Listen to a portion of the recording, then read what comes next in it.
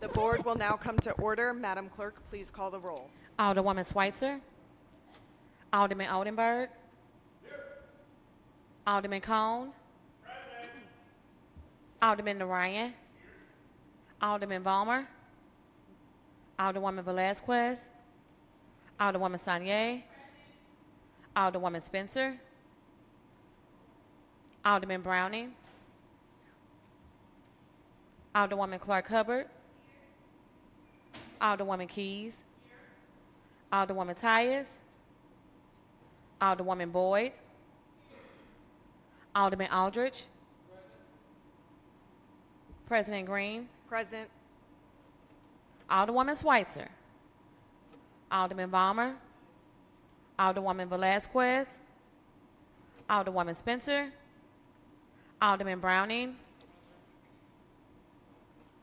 Alderwoman Tyus. 10 present, you have quorum. A quorum being present, we will be led in opening prayer and reflection by Commissioner and ADA Coordinator with the St. Louis City Office on the Disabled, David Newberger.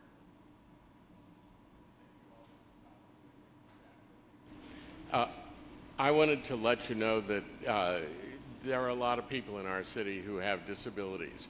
15% of the population, or about 46,000 people in the city, live with disabilities. Nationally, fewer than 20% of people with disabilities who are over the age of 16 have jobs. Compare that with the general population, that 60% have jobs. So the fact is that we have a problem for people with disabilities in terms of both their status in life. Characteristically, many are poor, and of course, many have other disadvantages. One of the hallmarks of disability is isolation. Children with asthma, autism, developmental and other disabilities simply cannot play as freely as others. People who are blind, deaf, have mobility or mental disabilities, and various others cannot work and live as easily as others. Isolation is not just being separated from going to the store, but it is also a social isolation. I like to tell the story that the first time I ever went into a locker room was when I was in my late 30s. That meant that I never met or socialized with the other boys in the situation. Now, of course, some would say that what was going on in those locker rooms is not very attractive, but the fact of the matter is that when you don't get to participate in anything, then you are isolated. And it's that isolation that is a big problem. Now, isolation is also, by definition, a two-sided thing. People with disabilities are isolated from people who are not disabled, and people who are not disabled are likewise isolated from people who are. That problem plays out strongly in public policy. Fulfilling the hopes and needs of people with disabilities inherently represents a cost for the rest of the population. And so we're always faced with that cost between the two. One of the visions that I always have when I think about this area is that of Civil War and veterans, many of whom had lost arms and legs, and they set up camp in the White House lawn trying to get their pension paid. It was a major challenge and a major difficulty, and one that we think about with some regret. Today, the pendulum has swung. I like to say that people who are alive today and have disabilities are luckier than people with disabilities in the entire history of the world. Go back and read Leviticus if you want to know what I'm talking about, and it comes straight through to now. But the fact that they are better than ever before, that is not a very high bar from where we come. And the issue that I think of today is that people with disabilities are commonly disadvantaged and poor.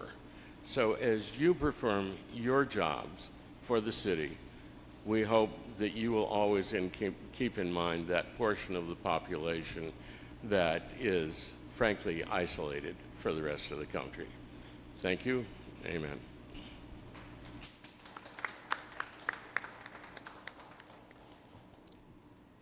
We will dispense with line item 4. Any introduction of honored guests? Any introduction of honored guests? Alderwoman from the 7th.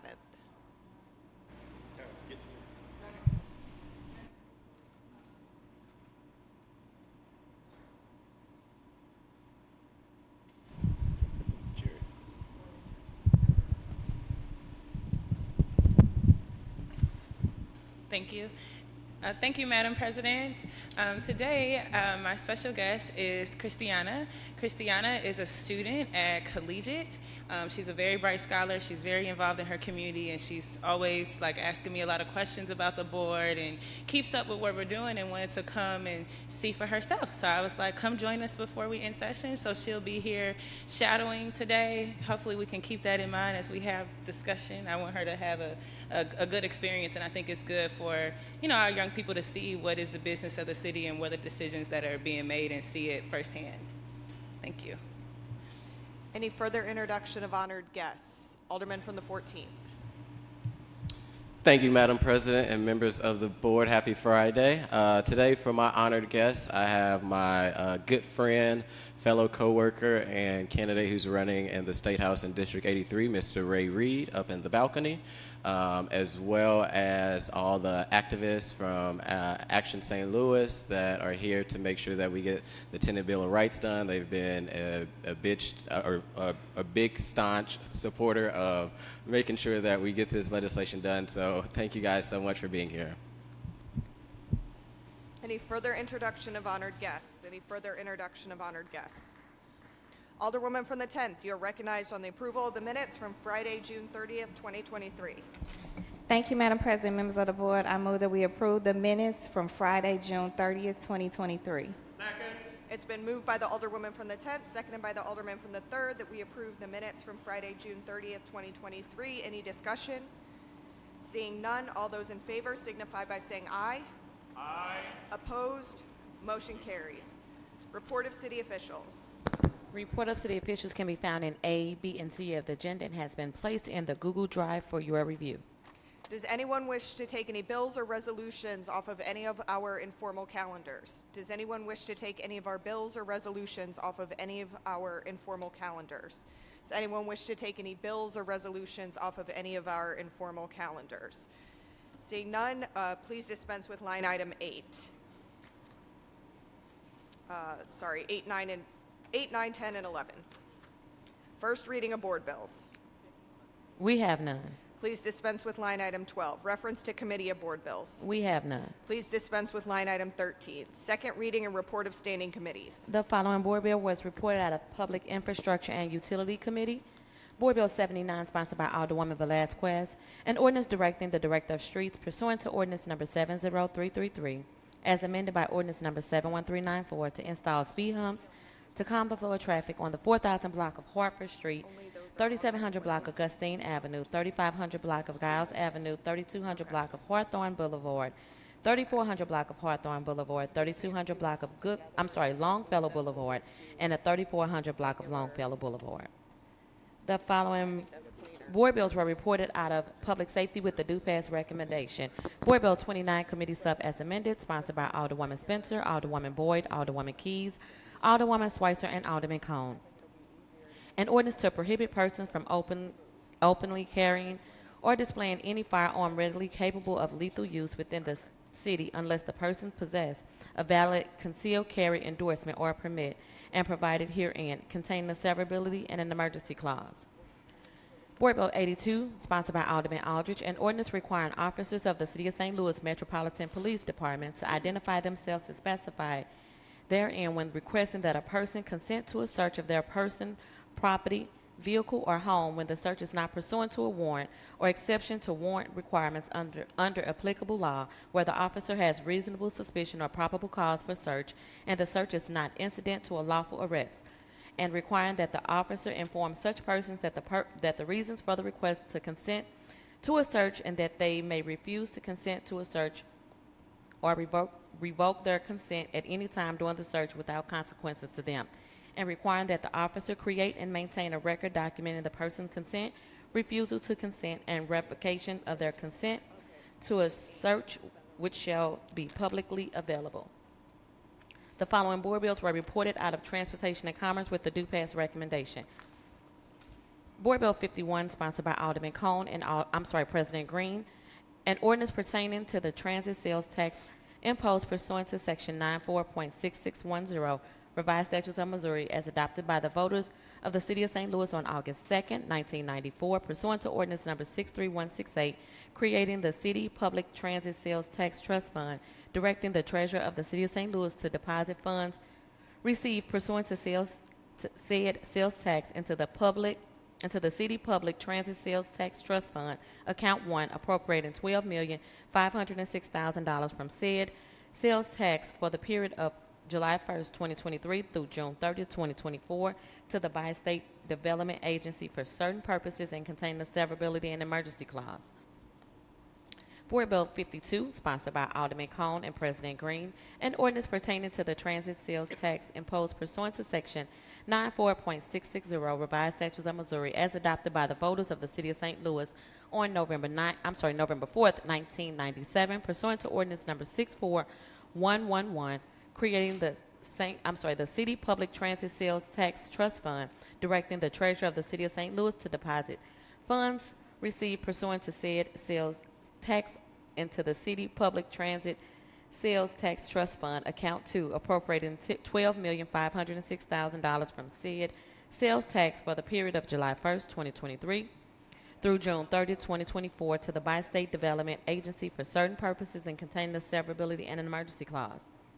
Board Bill 53, sponsored by Alderman Cone and President Green, an ordinance appropriating the sum of $24,088,000 as described in Section 94.600 through 94.655 Revised Statutes of Missouri 2000, as amended for the period of July 1st, 2023 through June 30th, 2024, which sum is hereby appropriated out of the Transportation Trust Fund to the Bi-State Development Agency for transportation purposes and containing the severability and an emergency clause. That is the extent of second reading report of standing committees. Alderwoman from the 10th, you are recognized on the motion to suspend the rules for the purposes of moving board bills from the second reading to perfection consent calendar. After those are moved, I will then take requests to move any bills that members would like to move from the consent calendar over to the regular perfection calendar. Alderwoman from the 10th. The board, I make the motion that we move 79, 51, 52, 53, 29, and 82 to the perfection consent calendar. Second. Order. It's been moved by the Alderman from the 10th, seconded by the Alderman from the 3rd. I got it. Alderman from the 2nd, please state your point of order. I request to take these bills separate. You want to divide I would the like question? them all divide. I'm not sure if divide the question is appropriate here, but I would like to address them all separately, please. Okay.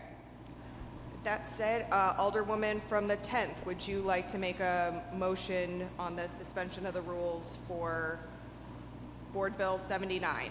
Yes, I'd like to make a motion that we suspend the rules for the purposes of moving Board Bill 79 to perfection consent calendar. Second. It's been moved by the Alderwoman from the 10th, seconded by the Alderman from the 3rd, that we move we suspend the rules to move Board Bill number 79 to the regular, perfection consent calendar. Madam Clerk, please call the roll. Alderwoman Schweitzer. Alderman Oldenburg. Aye. Alderman Cone. Alderman Narayan. Alderman Vollmer. Alderwoman Velazquez. Alderwoman Sanier. Alderwoman Spencer. Alderman Browning. Alderwoman Clark Hubbard. Alderwoman Keys. Alderwoman Tyus. Alderwoman Boyd. Alderman Aldridge. President Green. Aye. Yeah. Alderwoman Schweitzer. Alderman Cone. Aye. Alderman Narayan.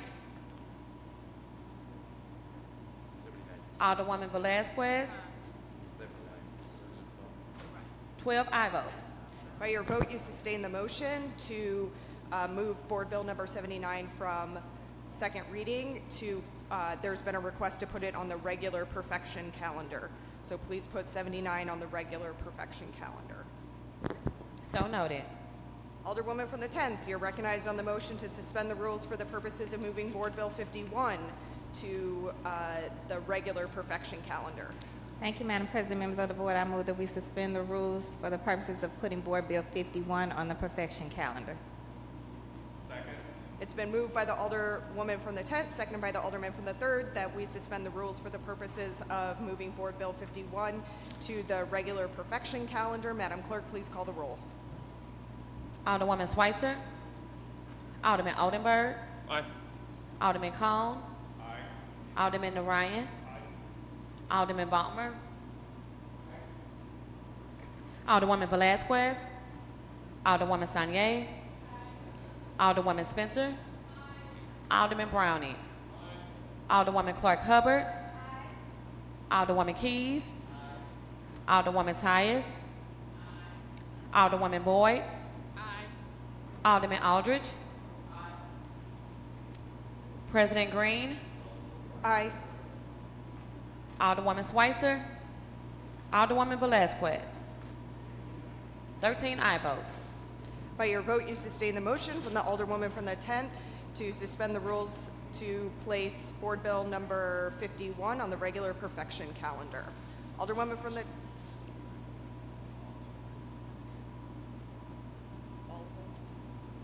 He gonna suspend, he gonna separate. Just do it. He gonna Okay. separate.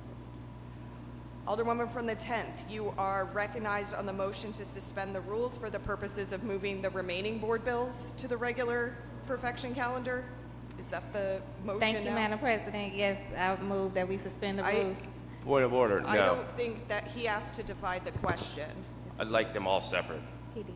Well, actually, you can move them all if you'd like, except for 82. I'd like to discuss the suspension of the rules with that in discussion. Okay. So are you amending your previous request to divide the question? I can if that makes it easier on everyone. Okay. Alderman from the 2nd has amended his request to divide the question.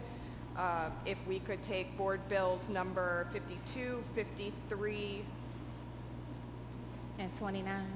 29, I'll entertain a motion to suspend the rules to move those to the regular perfection calendar.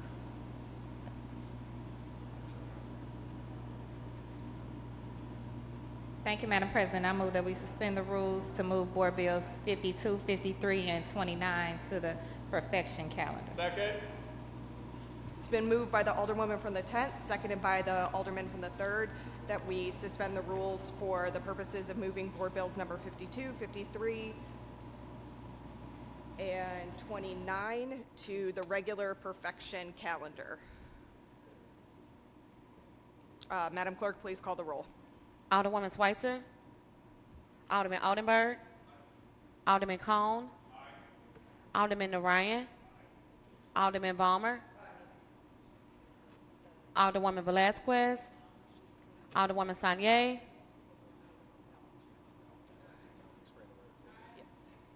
Alderwoman Spencer. Alderman Browning. Alderwoman Clark Hubbard. Alderwoman Keys. Alderwoman Tyus. Alderwoman Boyd. Alderman Aldridge. President Green. Aye. Alderwoman Schweitzer. Alderwoman Velazquez. 13 aye votes. By your vote, you sustain the motion from the Alderwoman from the 10th to move board bills 52, 53, and 29 to the regular perfection calendar. Alderwoman from the 10th, you are recognized on the motion to suspend the rules for the purposes of moving board bill number 82 to the regular perfection calendar. Thank you, Madam President. Members of the board, I move that we suspend the rules for the purposes of moving Board Bill 82 to the perfection calendar. It's been moved by the Alderwoman from the 10th, seconded by the Alderman from the 3rd, that we suspend the rules for the purposes of moving board bill 82 to the regular perfection calendar. Is there any discussion? Alderman from the 2nd. Thank you, Madam President, members of the board. I simply want us to take one more week so a discussion can happen on this. So I'm asking members not to honor suspending the rules for Board Bill 82 because this board bill, we suspended the rules to introduce this board bill last Friday on June 30th. It was a holiday weekend. I believe a few hours after our Board of Aldermen meeting on June 30th broke up, the police chief was called and contacted on his thoughts on the bill. Monday, there was a meeting between the sponsor and the chief where the chief testified in committee yesterday that he had concerns in his Monday meeting and that he wanted some more time to ensure that the policy could be implemented correctly. This is a new chief. I don't want to insult him. He's a professional crime fighter. He's a professional as it relates to public safety. He's a professional as it relates to policies that this board bill is entertaining. So the hope is when the chief said that Monday to the sponsor, there was a hearing yesterday, committee hearing. It barely passed 4-3 because I think a lot of folks and testimony was given that there wasn't enough time, that we don't need to be reckless with this. Again, we've got a new police chief who is an expert, and he's asking for a little more time to comment before we can perfect. Now, during committee, there were lots of discussions around this, particularly the chief wanting to sit down one more time with the sponsor. I believe that got scheduled for Monday. So after the weekend, there will be a meeting. If we perfect this, and there's a discussion Monday, and there's substantive changes that the administration, the public safety director, the police chief, other experts and subject matter professionals want to make on this, there's no way to fix it. So we're sort of entertaining window dressing here. There's a lot of sensitive information in this potential ordinance, in this board bill. I want to be sensitive to the community. I want to be sensitive to the residents. I want to be sensitive to the Morella Police Department. I want to be sensitive to our new chief, who's barely found the paper clips in the Staples City Hall, and we're ramming a policy down his throat, which I think he agrees, and in concept, the majority of the police officers of the POA would agree that, well, A, this is something we already do, but can we take time to have one more discussion on Monday so that any changes, catches that are brought to light can be implemented when we perfect? The worst case scenario is this sits on a shelf for 2 months and it's third read and finally passed when we come back in September. Probably gives us time to buy the business cards. So I'm asking folks to vote no on a suspension of the rules out of a courtesy and professionalism to our new chief, to the administration, and to the discussion that's happening Monday. So logic would tell us, let's have a full discussion before we perfect and have the opportunity to not change. You know, we constantly hear from the St. Louis political progressive that we need to be thoughtful. We need to be intentional. We need to gather a full dashboard of feedback. Sounds right. I'm on board. You hooked me. I'm in the boat.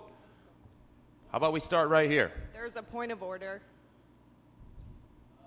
Please state your point of order, Alderman from the 14th.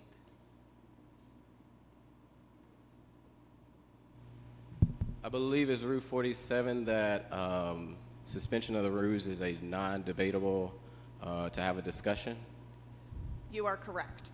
Alderman, if you could please take your seat. Sure. All right, it has been moved by the Alderwoman from the 10th, seconded by the Alderman from the 3rd, that we suspend the rules for the purposes of moving Board Bill number 82 to the regular perfection calendar. Madam Clerk, could you please call the roll? Alderwoman Schweitzer. Alderman Alderberg.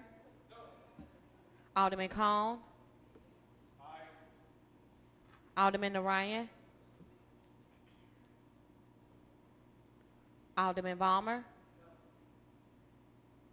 Alderwoman Velazquez. Alderwoman Sanier. Alderwoman Spencer.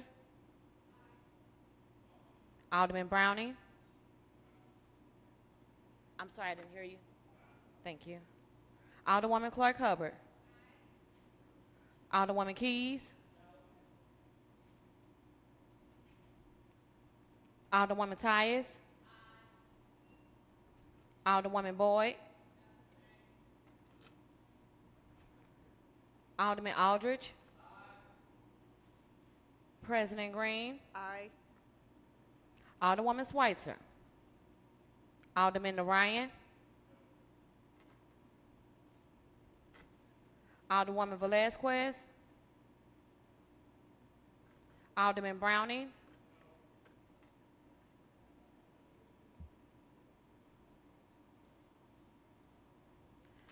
Seven aye votes, 5 no votes, and 1 abstain. By your vote, you failed to sustain the motion to suspend the rules for the purposes of moving Board Bill 82 to the regular perfection calendar.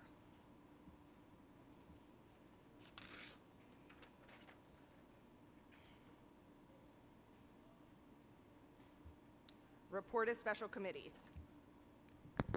We have none. Board bills for perfection consent. Board Bill 77, sponsored by Alderwoman Keys, an ordinance recommended by the Planning Commission on June 14, 2023, to change the zoning of property as indicated on the district map from the J Industrial District to H Area Commercial District and City Block 3919.03, so as to include the described parcels of land in City Block 3919.03 and contain an emergency clause. Board Bill 31, introduced by Alderman Aldridge, an ordinance authorizing the honorary street name Luligan Street pursuant to ordinance number 68937, which shall begin at the intersection of North 21st Street and Locust Street and run south on North 21st Street to the intersection of North 21st Street and Olive Street. Board Bill 70, sponsored by Alderman Balmer, an ordinance establishing a two-way stop site at the intersection of Macklin Avenue and Botanical Avenue, regulating all traffic traveling northbound and southbound on Macklin Avenue at the intersection of Macklin Avenue and Botanical Avenue, and establishing a three-way stop site at the intersection of Daggett Avenue and Boardman Street, regulating all traffic traveling eastbound and westbound on Daggett Avenue at the intersection of Daggett Avenue and Boardman Street, and regulating all traffic traveling southbound on Boardman Street at the east intersection of Boardman Street and Daggett Avenue, containing an emergency clause. Board Bill 73, sponsored by Alderwoman Sanye, an ordinance recommended by the Board of Public Service to conditionally vacate above surface subsurface rights for vehicle, equestrian, and pedestrian travel in the northern 147.69 feet of the 20-foot wide north-south alley in City Block 1564 as bounded by Cherokee, Jefferson, Potomac, and Texas in the City of St. Louis, Missouri, as hereinafter described, in accordance with the Charter Authority and in conformity with Section 1.4 of Article 21 of the Charter, and imposing certain conditions on such vacation. Board Bill 76, sponsored by Alderman Balmer, an ordinance adopted pursuant to Intergovernmental Agreement Act Section 70.210 to 70.325, inclusive of the revised statutes of Missouri, authorizing the City of St. Louis by and through its Water Division for the purpose of outlining an agreement of the respective responsibilities of parties with respect to the construction, access, and maintenance of the area described in agreement, which sits in the City of Clayton, and which property St. Louis Water must have access to because St. Louis Water needs to access the water lines below the surface which carry water to the City of St. Louis, and authorizing the city to accept transfer of the private easement from the Missouri Highways and Transportation Commission, and containing an emergency clause. Board Bill 69, sponsored by Alderwoman Boyd, an ordinance recommended by the Board of Estimate and Apportionment, authorizing the Department of Health to access the Public Health Crisis Response Grant Award up to $757,191.35 from the Missouri Department of Health and Senior Services for grant purposes to establish, expand, train, and sustain public health force work for COVID-19 prevention, preparedness, response, recovery initiatives, appropriating such funds to the Department of Health, authorizing the expenditures of such funds to fulfill the obligations of said grant to the extent such funds are received, containing an emergency clause. Board Bill 56, sponsored by Alderman Ryan, an ordinance requiring the municipal to assess a $7 surcharge for state court automation in addition to any other court costs assessed by the court in cases which courts are assessed. That's the extent of perfection consent. Alderwoman from the 10th, you are recognized on the motion to adopt the bills for the perfection consent calendar. Thank you, Madam President. Members of the board, I move that we adopt the board bills from the perfection consent calendar. It's been moved by the Alderwoman from the 10th, seconded by the Alderman from the 3rd, that we adopt the aforementioned bills for the perfection consent calendar. Any discussion? All those in favor signify by saying aye. Opposed? Motion carries. Board bills for perfection. Board Bill 74, sponsored by Alderwoman Spencer, an ordinance pertaining to the employees' retirement system of the City of St. Louis by repealing Section 1 of Ordinance 71161 and enacting in lieu thereof a new provision in order to comply with the federal Setting Every Community Up for Retirement Enhancement Act of 2022, which changed the age requirement of the required beginning date for persons who attain age 70 and a half after December 31st, 2019, and contain an emergency clause. Alderwoman from the 8th, you're recognized on the perfection of Board Bill 74. Thank you, Madam President. Members of the board, I move that we perfect Board Bill 74. It's been moved by the Alderwoman from the 8th, seconded by the Alderwoman from the 10th, that we perfect Board Bill number 74. Alderwoman, you may proceed. Thank you, Madam President. Board Bill 74 was presented to the Board of Aldermen by the Director of Personnel and her legal team. What this does is get our city's DROP program, the retirement DROP program, in compliance with new IRS regulations. For those of you who are unfamiliar with our DROP program, it really is pertaining to a very, very small number of city employees who are eligible for retirement but have stayed on and are electing to contribute to the retirement fund while remaining a city employee. And so as the legal team for the personnel department explained, this really only affects a handful of currently employed city employees, but it really just kind of gets us in compliance with those new IRS regulations. Any further discussion? Any further discussion? It's been moved by the Alderwoman from the 8th, seconded by the Alderwoman from the 10th, that we perfect Board Bill number 74. Madam Clerk, please call the roll. Alderwoman Schweitzer. Alderman Oldenburg. Alderman Cone. Alderman Narayan. Alderman Balmer. Alderwoman Velazquez. Alderwoman Sanier. Alderwoman Spencer. Alderman Browning. Alderwoman Clark Hubbard. Alderwoman Keys. Alderwoman Tyus. Alderwoman Boyd. Alderman Aldridge. President Green. Aye. Alderwoman Schweitzer. Alderman Oldenburg. Alderwoman Velazquez. Alderwoman Spencer. 13 aye votes. By your vote, you sustain the motion from the Alderwoman from the 8th and perfected Board Bill number 74.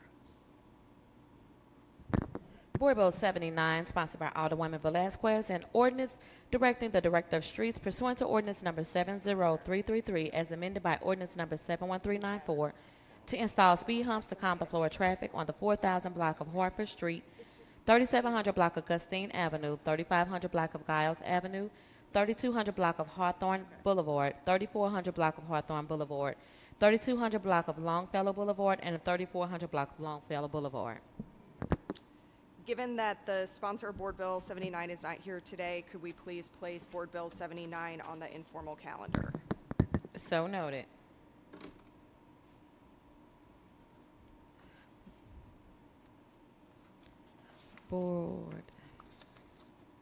Board Bill 51, sponsored by Alderman Cone and President Green, an ordinance pertaining to the transit sales tax imposed pursuant to Section 94.660 Revised Statutes of Missouri, as adopted by voters of the City of St. Louis on August 2nd, 1994, pursuant to Ordinance number 63168, creating the City Public Transit Sales Tax Trust Fund, directing the Treasurer of the City of St. Louis to deposit funds received pursuant to said sales tax into City Public Transit Sales Tax Trust Fund, Account 1, appropriating $12,506,000 from the said sales tax for the period of July 1st, 2023 through June 30th, 2024 to the Bi-State Development Agency for certain purposes and containing a severability and an emergency clause. Alderman from the 3rd, you are recognized on the perfection of Board Bill 51. Thank you, Madam President. I move that we perfect Board Bill 51. It's been moved by the Alderman from the 3rd, seconded by the Alderman from the 4th, that we perfect Board Bill number 51. Any discussion? Seeing none, Madam Clerk, please call the roll. Alderwoman Schweitzer, Alderman Oldenburg, Alderman Cone, Alderman Narayan, Alderman Balmer, Alderwoman Velazquez, Alderwoman Sanier, Alderwoman Spencer, Alderman Browning, Alderwoman Clark Hubbard, Alderwoman Keys, Alderwoman Tyus, Alderwoman Boyd, Alderman Aldridge, President Green, Aye.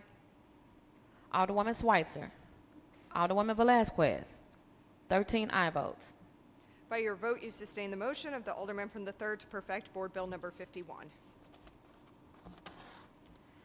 Board Bill 52, sponsored by Alderman Cone and President Green, an ordinance pertaining to the transit sales tax imposed pursuant to Section 94.660 Revised Statutes of Missouri, as adopted by the voters of the City of St. Louis on November 4th, 1997, pursuant to Ordinance Number 64111, creating the City Public Transit Sales Tax Trust Fund, directing the Treasurer of the City of St. Louis to deposit funds received pursuant to said sales tax into the City Public Transit Sales Tax Trust Fund, account 2, appropriating $12,506,000 from the said sales tax for the period of July 1st, 2023 through June 30th, 2024 to the Bi-State Development Agency for certain purposes and containing a severability clause.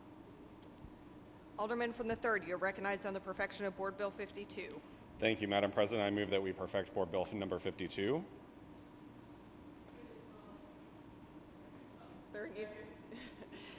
It's been moved by the Alderman from the 3rd, seconded by the Alderman from the 14th, that we perfect Board Bill 52. It's been a request for a previous roll. Any objections to previous roll?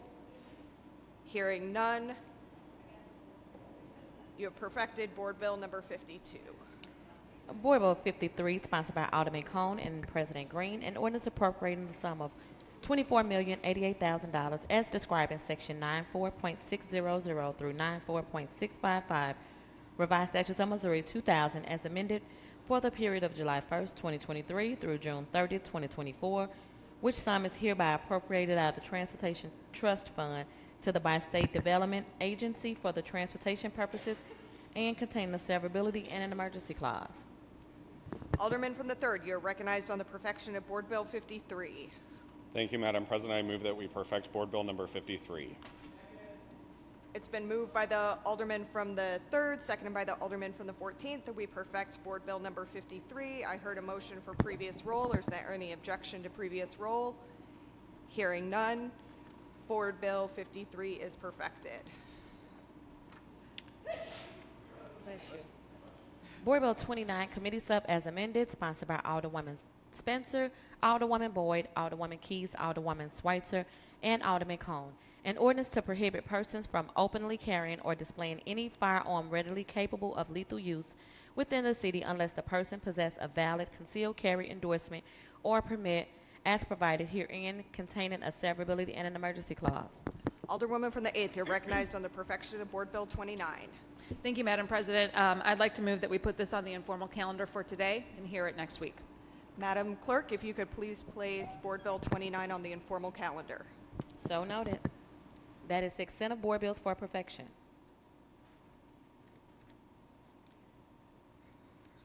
Report of engrossment. Board Bill 26, 67, 39 as amended, 40 as amended, 50 as amended, 64 as amended, 68 and 59 as amended. Third reading and final passage of Board Bill's consent calendar.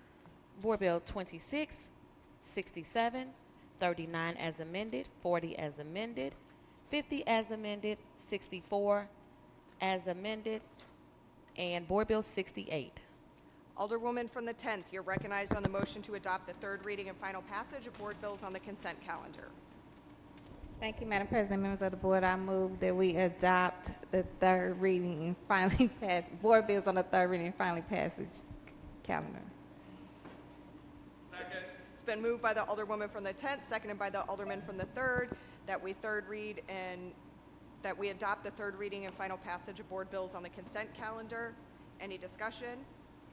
Seeing that, Madam Clerk, please call the roll. Alderwoman Schweitzer. Alderman Odenberg. Alderman Cone. Alderman Narayan. Alderman Balmer. Alderwoman Velazquez. Alderwoman Sanye. Alderwoman Spencer. Alderman Browning. Alderwoman Clark Hubbard. Alderwoman Keys. Alderwoman Tyus. Alderwoman Boyd. Alderman Aldridge. President Green. Aye. Alderwoman Schweitzer. Alderwoman Velazquez. 13 aye votes. By your vote, you sustain the motion for the Alderwoman from the 10th to third read and finally pass the aforementioned bills. Third reading and final passage of board bills. Board Bill 59 as amended, sponsored by Alderwoman Clark Hubbard, President Green, and the following alderpersons: Cone, Schweitzer, Sanye, Browning, Velazquez, Aldridge, and Narayan. An ordinance relating to the establishment of a right to counsel program for tenants facing eviction or equivalent proceedings, the implementation, oversight, and annual reporting of this program, the provision of legal representation for tenants under this program, and the disclosure to tenants of certain information pertaining to this program, including the severability and an emergency clause. Alderwoman from the 10th, you are recognized in the third reading and final passage of Board Bill number 59 as amended. Thank you, Madam President. Members of the board, I move that we third read and finally pass Board Bill 59 as amended. It's been moved by the Alderman from the 10th, seconded by the Alderman from the 4th, that we third read and finally pass Board Bill 59 as amended. Alderwoman, you may proceed. Thank you so much, Madam President. Members of the board, I just want to really thank all the people that reached out to me after last week's meeting to have real conversations, talk about the facts and what this bill does and not what this bill doesn't do. And so some of the things that I just wanted to note, just for stats, that when tenants, especially tenants that have been mistreated, show up, only 3% of them have had legal counsel, while landlords roughly have about 82%. And that this legislation does not go after good landlords. As a matter of fact, right to counsel doesn't go after landlords at all. It empowers tenants that have been voiceless and taken advantage of. And and landlords, We need silence in the chambers, just please. landlords initiate this legal process. So it's not to say that just because they have one want the other. It's actually just balancing the scale and making sure that people, again, are not being wrongly taken advantage of in this eviction process. So I really believe in the work that's been done against this 2 years in the making, and it's been done in this legislation. I believe in our new director of the Department of Human Services, Dr. Pearson, that will be taking this on. And I believe in the work that we've done here down at the Board of Aldermen, again, to show our support for tenants here now with this legislation in the city of St. Louis. Any further discussion? Alderwoman from the 12th. Madam President, members of the board, I rise in opposition of this legislation. I have been a tenants' right counsel at Legal Service. I've been a landlord for over 30-something years. I've also had to evict a few people. This does take something away from not landlords like me, because I will have an attorney. And so I don't mind. It takes something away from, and who I heard from were the people that I spoke about, the elderly, the people who use a four-family or two-family as a income or secondary income or to supplement their income. And these are people that usually give people a long time to abuse the process. And when they finally try to get people out, they do not leave. And it's hard to get them out. And this will now give people a added, and when I say people, I mean tenants. They will give them a tool that we're not giving to the people who have given them a home to live in. I heard from elected officials on the state level, and I already know this is going to happen. It's happening all over America where we are putting these things in place. the state legislature is coming back and taking it right away. And they're going to do that right here in Missouri, because I talked to state legislators who said, Sharon, you said exactly what we already know. Any kind of legislation has to be fair. Had we had something in here that says we exempt out small landlords that have 1 and 2 family flats or whatever, or that we says, okay, if we're going to give them an attorney, we're also going to give the landlords who are these small people an attorney so that they're on even keel. I disagree with the Alderwoman from the 10th, and I know better. It is not started by the landlord. It's started by tenants who don't pay their rent. And somehow people think that people have a right to, they have a right to have some place to live.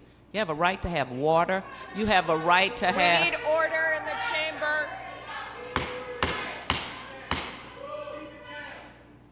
Please maintain order in the chamber. Madam, if they do that again, I'm going to ask that they be removed. You don't have a right to live in people's property that they own. Just like I don't have a right to go to the grocery store and get food.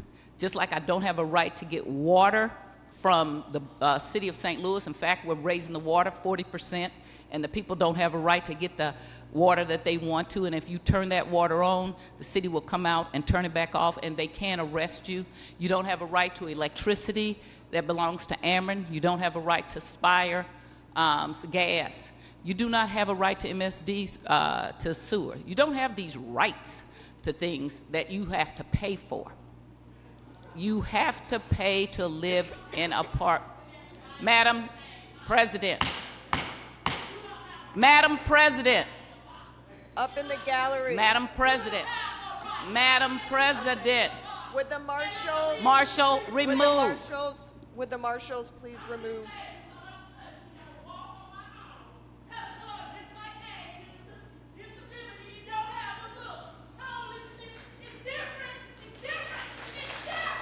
Okay, marshals. Marshals.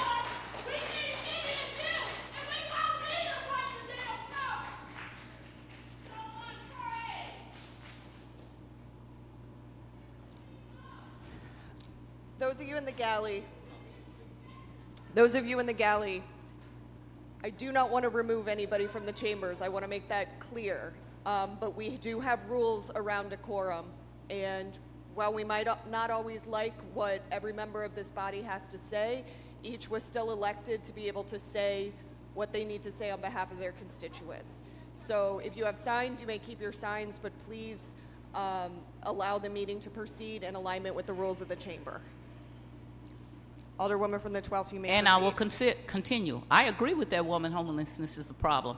And the caucus, the previous caucus, we wrote a letter to the mayor 2.5 years ago about homelessness, and it has never been responded to. Those are not the same issues.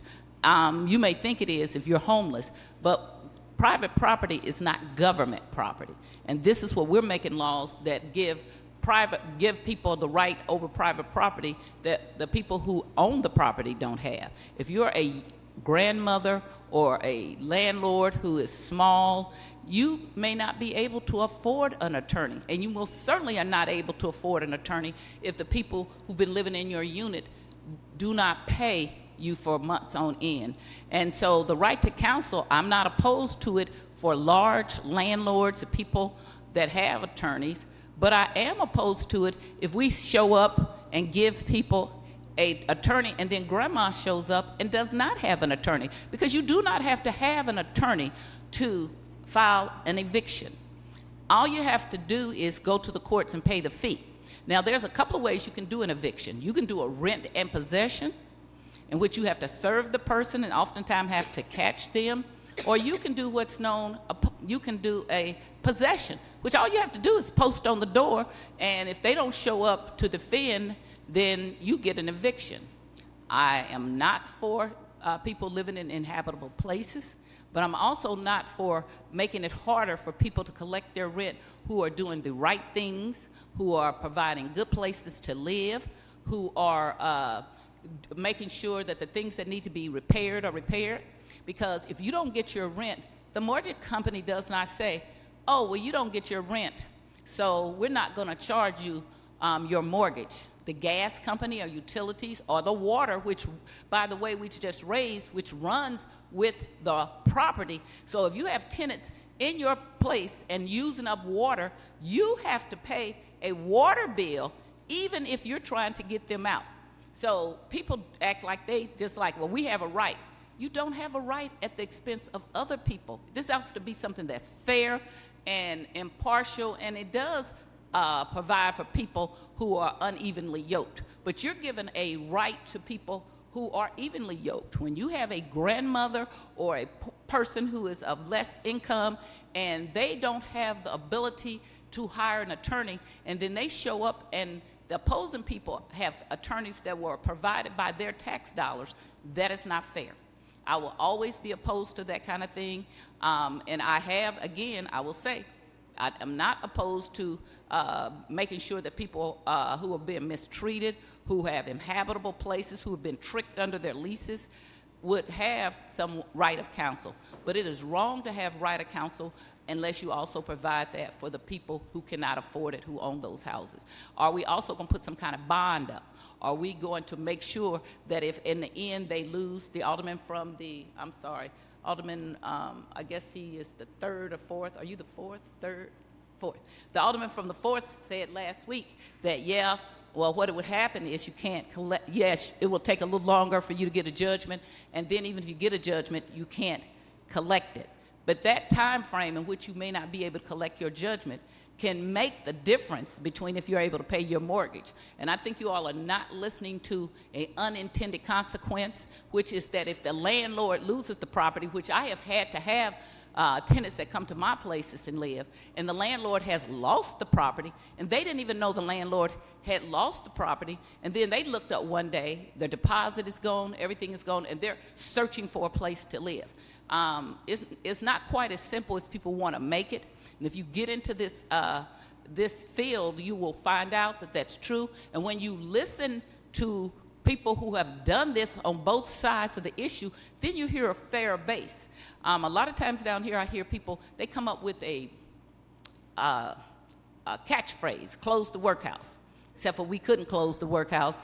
So because we couldn't close the workhouse because we owned the workhouse, so when we closed it, we didn't put any money in the budget. Then we had to call it the Criminal Justice Annex. That's still the workhouse.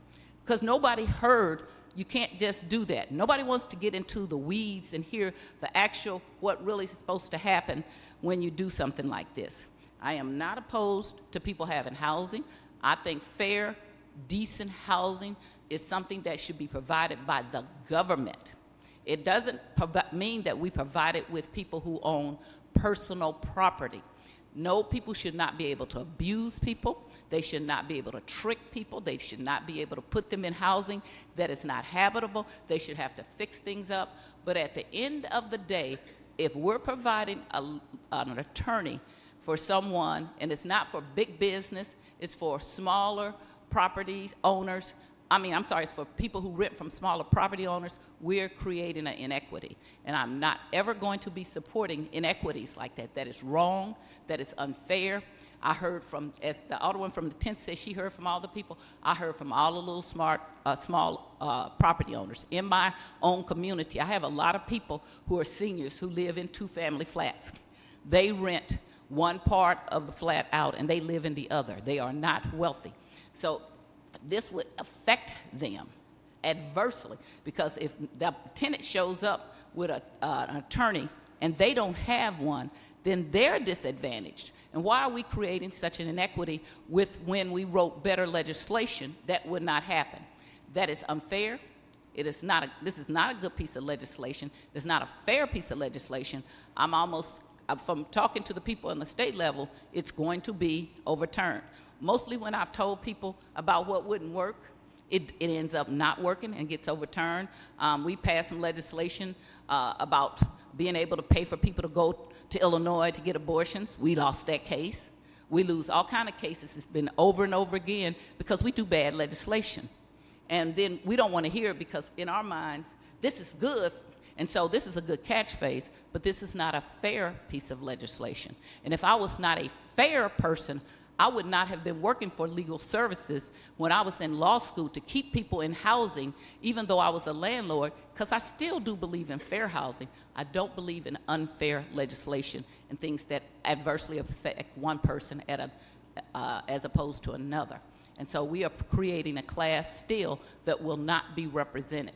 And I don't want to come back in here saying, oh, well, now we'll give the landlords and lawyers. No. The other thing that I had questions about, and the people who listened talked to me about, is about what is the cutoff of who can get this service. Is there an income level? Is it somebody that makes $50,000 a year? Can they get this service? Somebody makes $60,000. So again, when you do not go through your legislation and write good legislation, Jeff City writes it for us, and it's often much worse than what we want to. When the president first came down here, we passed some legislation about minimum wage, and it was actually legal at the time. And we got through just at the last moment. The alderman from I guess he's the second or the third, Alderman Cohen, he also was here at the time. We got it through, passed it, did a procedure to get it done, and Jefferson City, and we actually had it on people's paychecks. And when it went to their paychecks, Jeff City went back and took it off of their paychecks. You got to listen to good legislation, not just to slogans. This is bad legislation. If we pass it, it is going to be overturned, and we may not get anything. We need to sometimes slow down and just listen to what people are saying who's in this on both sides. And if you don't, when it gets overturned, then you're going to be back at the start. I am opposed to this. I'm going to be voting no. I'm going to be voting no because the legislation is unfair to people, small-time landlords. And if you don't want to have an eviction, you pay your rent. If you don't want to have an eviction, you don't have bad behavior. The other thing that's very interesting is we have legislation that holds landlords responsible if you have a tenant that is doing bad behavior. And it's a nuisance ordinance. And they can close your property down for a year. When you have limited amounts of housing that people can live in, low to moderate income, you do not want to take any of that away by saying, oh, we're going to make legislation that makes no sense and is bad. This is bad legislation. It is not fair legislation. It can be resolved and fixed, but it is not fair legislation. It's not good legislation, and it is not going to stand up to a challenge because we are not a socialist society that we have socialized apartments. And if you try to start doing that, you're going to lose good housing. I've been in housing for 30 years, and my husband and I went into it to have good housing for people to live. And that's what we have, and we make sure that. And so when you don't want to hear anything but what you're hearing, when you come back here this time next year and that's been overturned, remember that I told you that, because that's what I told those of us who were here about putting the money into an abortion fund from the ARPA funds to make sure we can take people over to Illinois to get abortions, which I am an abortion, pro-choice. But I knew this was bad legislation. The courts have said it is bad legislation. We have to write good, fair legislation. This is not going to stand up. And the people that I talked to in Jeff City, several of them who are landlords, said the things what you were saying, said it took me over 1.5 years to get somebody out of my apartment, trying to go and be nice with them and trying to talk to them, and they were just not going to leave. Please state your point of order, Alderman from the 9th. Sorry, I could not hear you. Point of order taken, please. There is no repeated talking points. That's a made-up point of order. You can give it all you want to. It is not a good piece of legislation. It is going to fail. I hear you, but it's not anything that is a point of order. It's made up. And so that's what I'm going to tell you. It's you can Rule report. 38 that was approved by this body. I will continue on talking about other things, this is going to be overturned. This is not good legislation. I oppose it because it is unfair to small landlords and to people who cannot afford an attorney. And we're going to give an advantage to those who cannot afford an attorney. And therefore, it should be held back and corrected and not passed. Thank you very much. I am going to continue to oppose it, and I have already started lobbying against it with the people I need to lobby. Alderwoman from the 7th. I just want to say I am so excited about all the work that has happened. And first of all, thank you, Madam President. I keep forgetting that. I'm so excited, and when we were having, our meetings and community came out, and thank you too, because I know there were a lot of alders who had questions, and you came to the committee meetings and you got to hear the community overwhelmingly from all over say that this is a need. And I also told someone in our community that I would tell her story today. There is someone who lives in our city, and she's 20, and she told me an example of being in a situation with a landlord. She couldn't afford the university housing, so she found an apartment, near campus.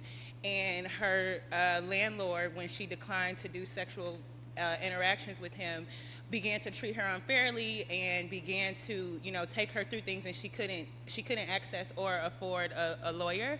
I'm glad that I was able to, help her and get her connected to some things that are available. But she really reiterated to me how happy she was to see the city doing this. Also in committee meetings, we had so many people come and tell their stories to us, whether it's because they had a disability, whether it was because they were a day late, whether it's because, I've even had the chance to go with some of the organizations that have done work around this legislation and see housing that is in terrible, inhumane condition, but at the end of the day, they don't have access to legal counsel. They can't afford that. So those, they get taken advantage of. I also want to thank all of the folks who do own property and landlords who also told me that they're happy to know that there will be more equitable access. And so I just want to lift that up. I know sometimes when you do all this work in the community and you attend these meetings, you can be kind of discouraged, but I don't, I want to echo what Alderwoman Clark Hubbard said earlier. This is not a tenant or a landlord issue. This is a city issue. This is what kind of city are we going to be? Are we going to make sure that people have access to the representation that they legally deserve?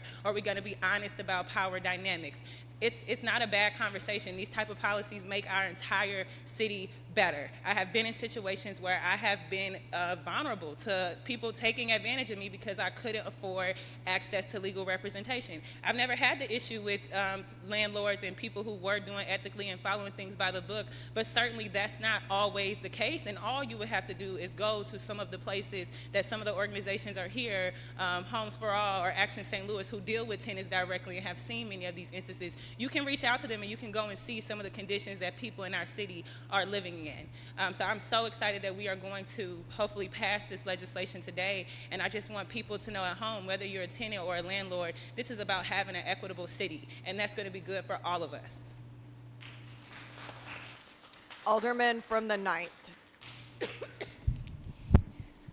Thank you. I rise in strong support of this today. I do want to address a couple points that were said. One, that Jefferson City might take this away. Kansas City passed this last year, I think, and Jefferson City hasn't acted against them. I want to note that even if we're afraid that Jefferson City is going to do something, we should still do it because it's the right thing to do. We all know that the people up in Jefferson City do not care about St. Louis, do not care about the people here. And so I'm not going to cower and not do the right thing in this city just because there are some terrible people who want to make sure that the playing field remains uneven.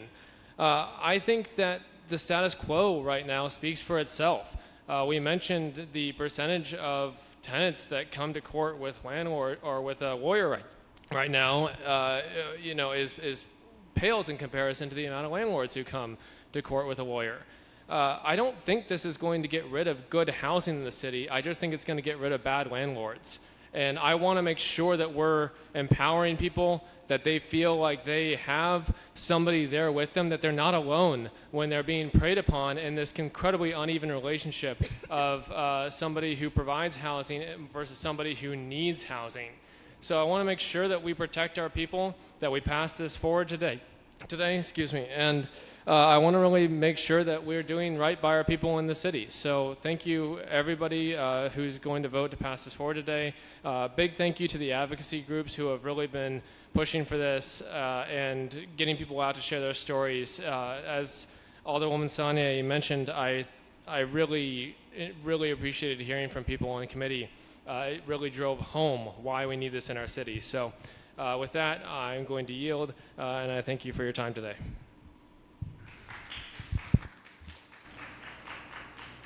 Alderwoman from the 12th. Madam President, members of the board, if the alderman from the 9th would yield. Okay. If the alderwoman from the 7th would yield. Okay. If the alderman from the 4th would yield. Thank you. I appreciate it.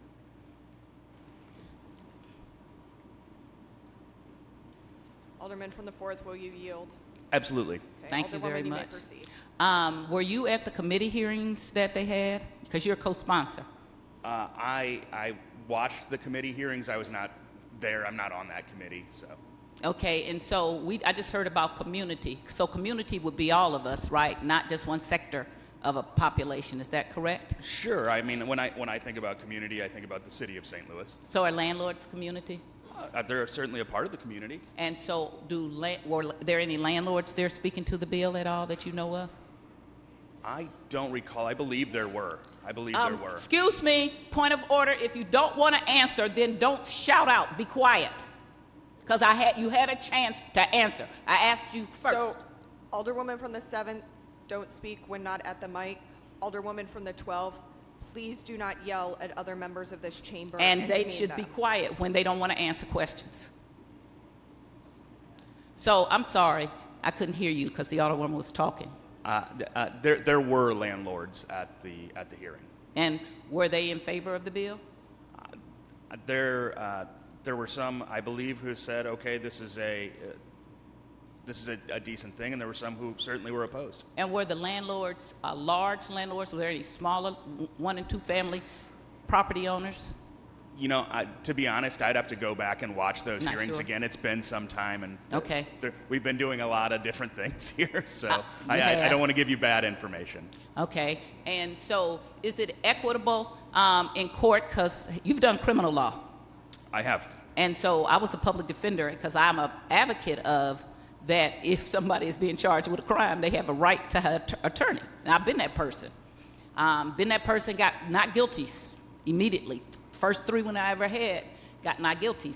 So if you showed up at court and you saw that somebody had a prosecutor but no attorney for the defense, would that be a fair thing?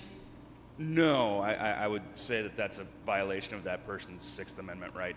Right. So if we provide attorneys for people who are being evicted from small 1 and 2 family flats, or 2 family flats, or 4 family flats, and the people can't afford an attorney who are doing the eviction, and they're doing what we call pro se as attorneys, correct? Is that fair to you? I think when we look at that, part of the reason why a criminal defendant is entitled to an attorney under the Sixth Amendment is because of the inherent power balance and when the government is coming after an individual. Correct. I think if we were to look at the power balance in a civil matter, I would think oftentimes, and not every time, oftentimes the landlord would be the individual with the most power there. I agree, except for there's a couple of things that I didn't say all times. I said those times. If grandma shows up, and she got a 2-family flat that she lives in, and she can't afford an attorney, is that fair then for us to provide an attorney to the other side? I think when is that a fair and equitable way to treat people? In my experience, sitting for far too many hours in associate circuit and seeing the housing dockets go on while I had cases before the court, overwhelmingly, it seems to me that if we were to look at this in a fair and equitable way, that providing tenants with legal counsel I did not would ask be the you way that, to do so that. my specific question is it fair if grandma shows up and she can't afford an attorney, but we provide an attorney for the tenant? Is that a fair, equitable situation? I think it creates a fair and equitable situation, yes. Even if grandma can't afford an attorney? when a person instigates a lawsuit, they decide whether or not how and when they want to prosecute that But suit. up until this time, they didn't have to go up against somebody provided by their own tax dollars to go against them. Up until this time, it's been a very different thing, okay? And once we pass this, then grandma will already be in some contractual situations, but now the person who is renting the apartment will have actually more force and more power behind them than grandma. Isn't that right?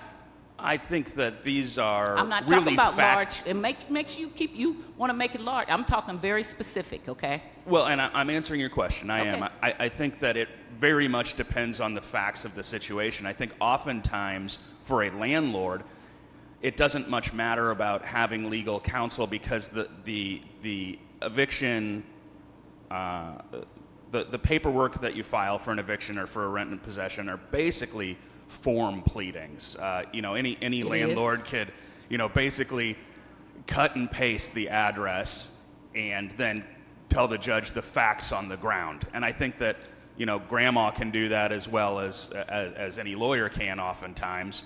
But I think for a tenant, when you have someone who may or may not be treated fairly by the landlord, to know your actual rights as a tenant, I think is important in the proceedings. But yet we let those very tenants, which I said before, and I will say this again, we let them sign leases, right? They absolutely have the right to contract. And so, if anything, to me, we would be providing counsel before you sign a lease, because you're signing away your rights at that point, okay? In an ideal world, I agree. Right, and I've often said that when I was working at Legal Services, that was one of the things, we're already letting the horses out of the barn, and now we're doing it. Because that lease, if you got a landlord, and they put this lease and this, and this, so unless you have a reason, you're going to lose and you're going to be evicted. If you say, yeah, the landlord did not do anything wrong, they provided a safe and decent place, they paid the bills that they were supposed to, then the person who hadn't paid the rent can say, well, I had a terrible thing happen to me, I can't pay the rent. Then if we really wanted to be fair, we as the city of St. Louis should provide money to pay that person's rent, and we should also provide an attorney before they sign the lease, not afterwards. But once you sign that lease, because the power was in the tenant not to sign that lease, right? Well, people do need a place to live, certainly. But that's my point is, yes, people need a place to live. Do you have a right not to sign a lease? You don't have to enter into any specific lease agreement. Correct. And in fact, if somebody forces you to sign a lease, it's not enforceable.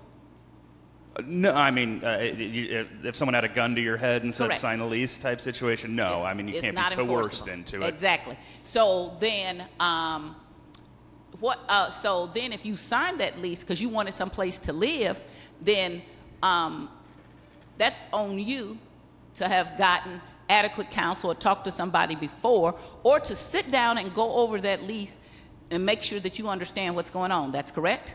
Alderwoman, I'll be clear here. I am not opposed to any program that would provide legal counsel to people before they contract, or rental assistance, frankly. Exactly. Those are two things that's preventative. Because what now you're going to and what you're talking about is after this has already happened, okay? And what you said last week is basically, which you and I always know, my concern is not that the landlord is not going to win, because if you've been a good landlord, you're going to win your case.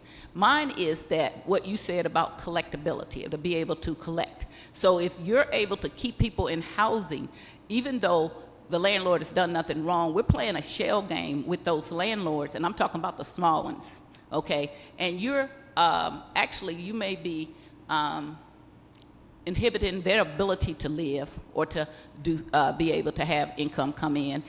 So you're taking the tenant and putting it before the landlord, who may have done everything right and provided shelter, and the only thing you said you wanted to do is to give them more time to move, okay? What I've found, and I've been down there on many occasions, down there being in housing court, and on many occasions people say, are you a lawyer? And they grab onto me. And these are not the tenants, although they are also the tenants. It's also the landlords who kind of are bewildered about how does this process work? I'm down here. And then they tell the story of how they gave people 6, 8 months, 10 months, a long time. Small landlords don't usually go to court very fast. Have you had any exposure with small-time landlords? I know that just in my own experience, knowing some landlords, that oftentimes when a landlord has a good tenant, they're going to try their best to keep that tenant in, even if that tenant has a rough month. Exactly. That's my point. So by the time somebody, and I call them grandmas, but small-time landlords go, they're not like the big ones who can tell you, okay, you made this a mistake, you have to get out. They give you a chance. So the more that we are dragging that out without having to put up some kind of bond or something like that, yes, we get to keep people in housing, but you do so at the expense of somebody else, and you're taking their right away to try to get their property back and get it up because they need that to live on oftentimes. And that has always been my point. Have you ever heard me talk about big landlords or stopping? I never said that I said I was against this for small-time landlords because we're creating an inequity that is not fair. Let me ask you also another question. I want to know about the Housing Authority, because even though the Housing Authority is a governmental agency, guess what they will do? They will evict you also. Are you aware of that? Yes, they will. Now, they're in charge of housing. Now, they're actually in charge of housing. Well, they will put you out for breaking rules and put you out. Now, would we provide an attorney against the Housing Authority?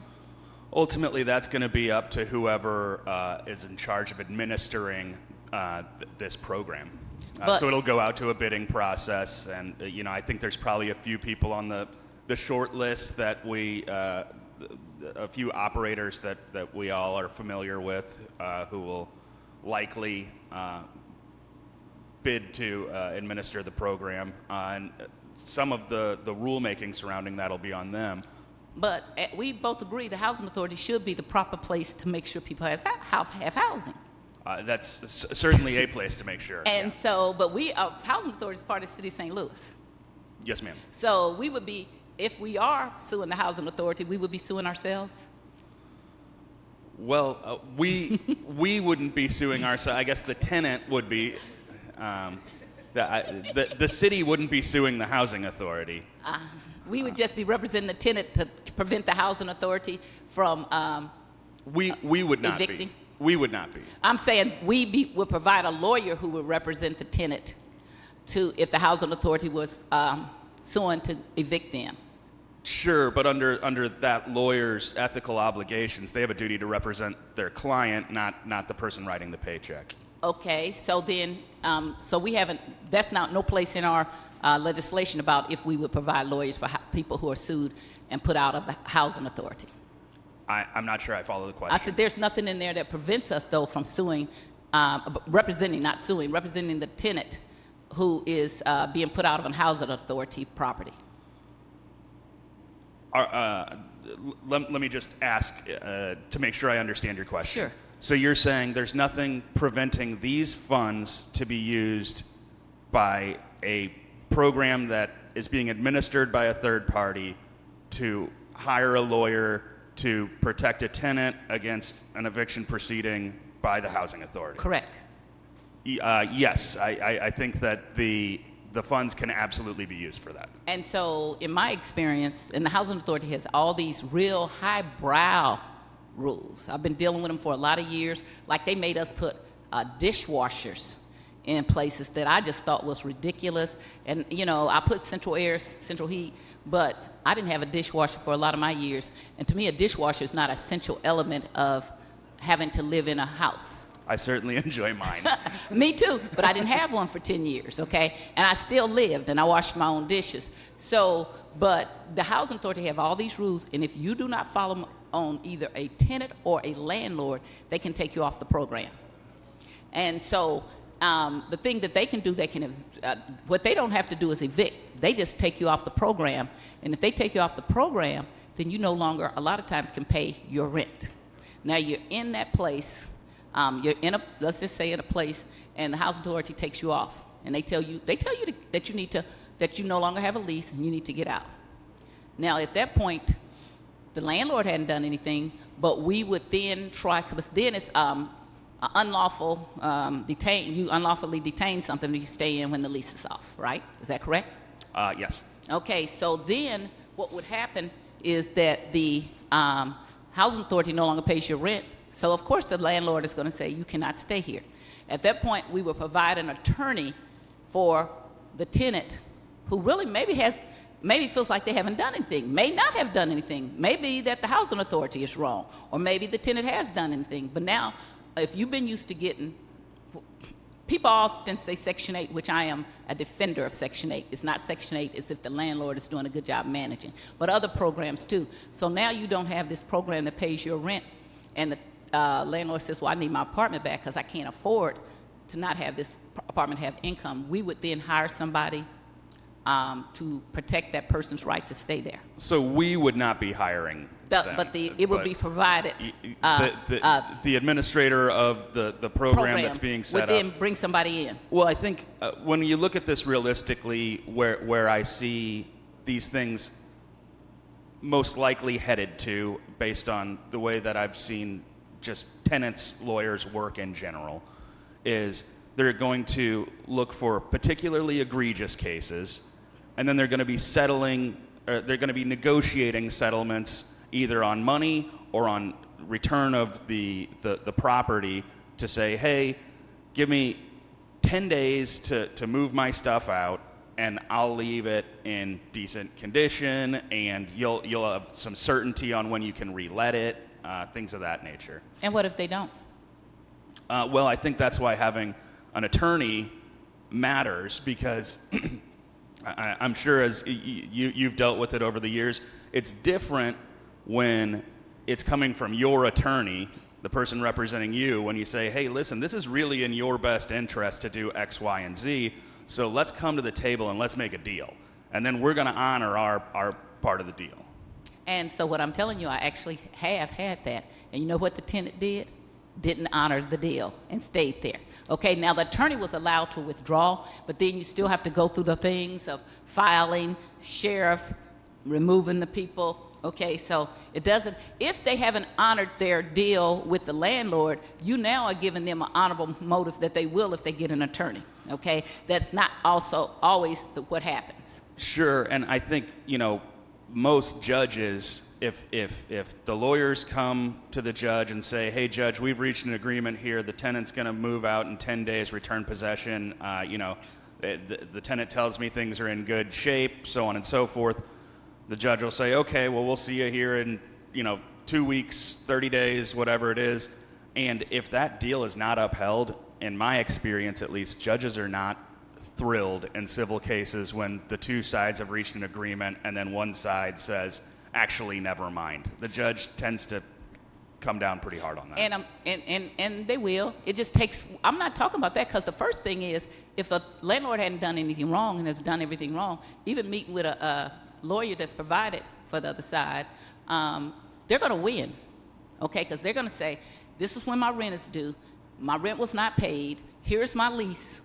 I gave them the proper notice. And then the judge is going to have to rule. The only thing you're talking about really is providing time.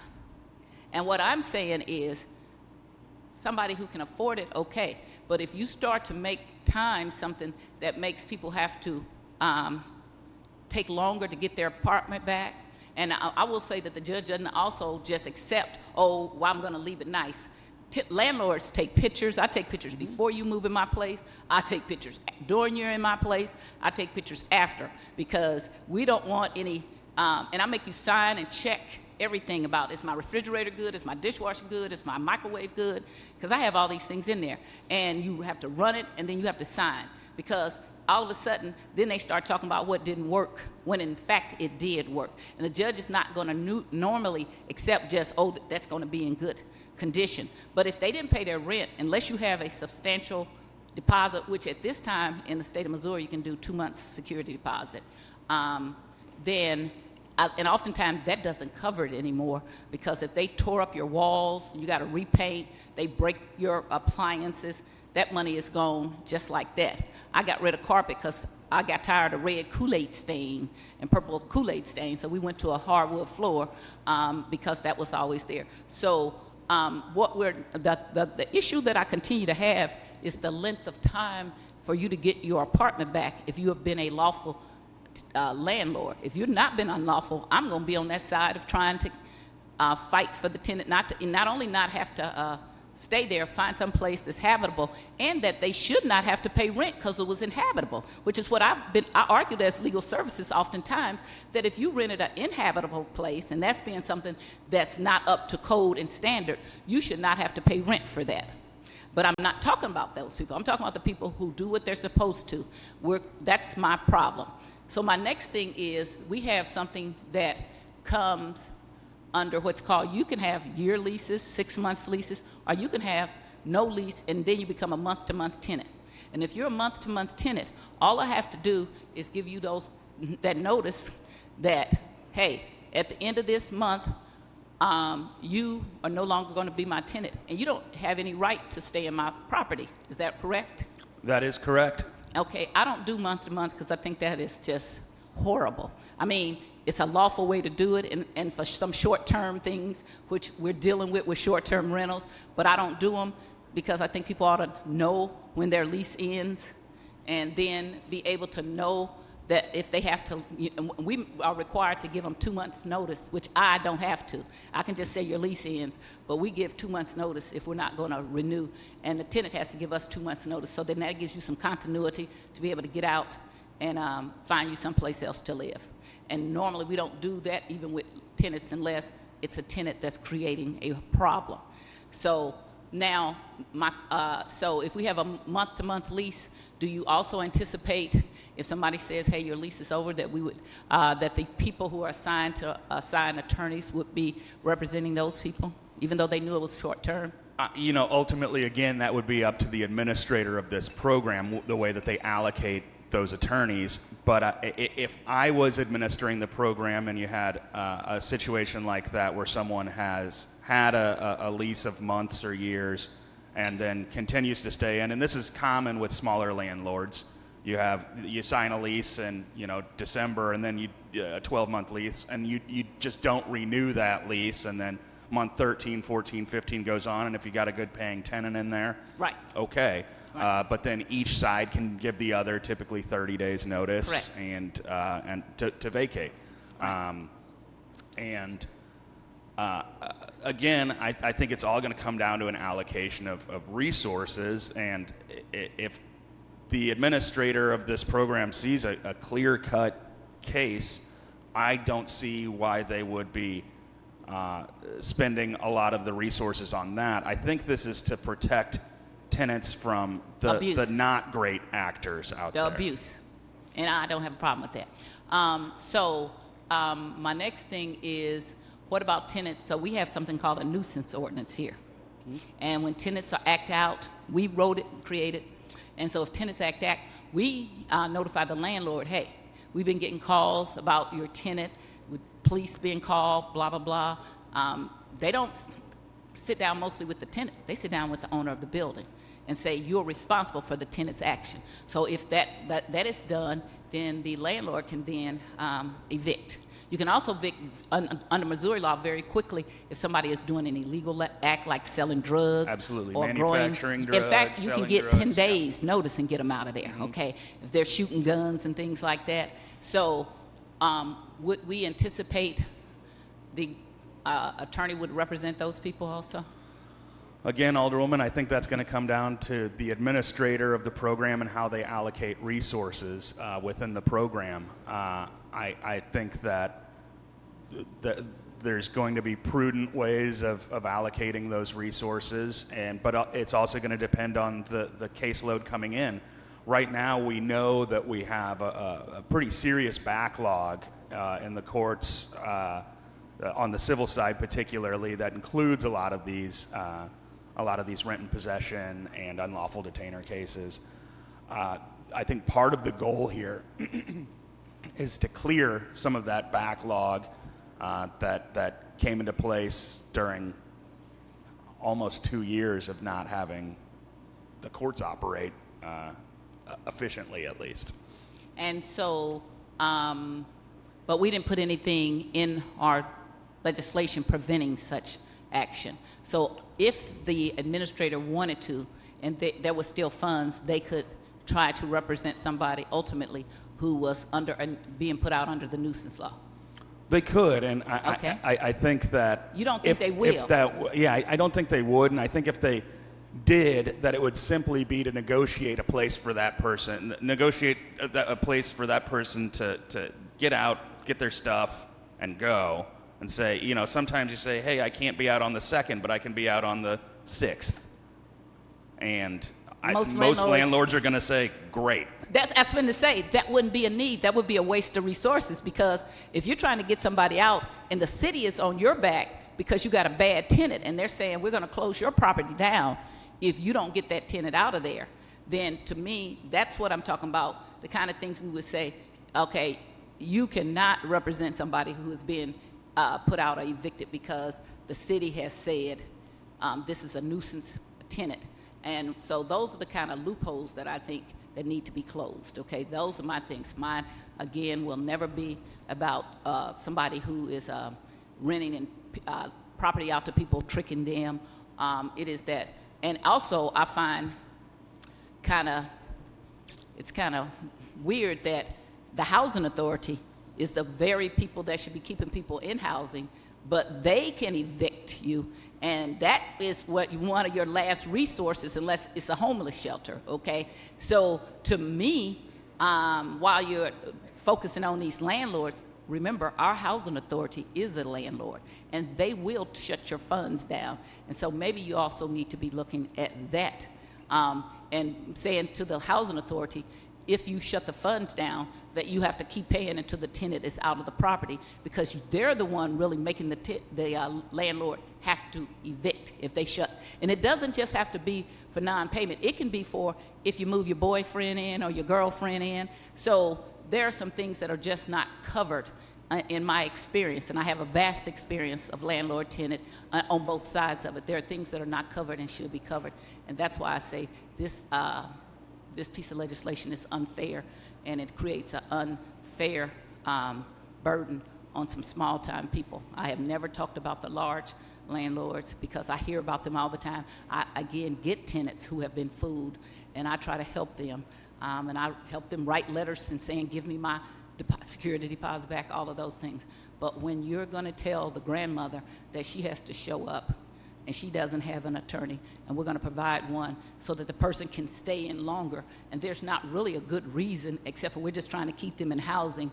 And so if we're going to provide a financial imposition on that person, we ought to provide a way to pay that person or have to put some kind of bond up. Oftentimes when you appeal issues in courts, you have to put up a bond, you have to put some money up so that if you're wrong, that person is not out of something.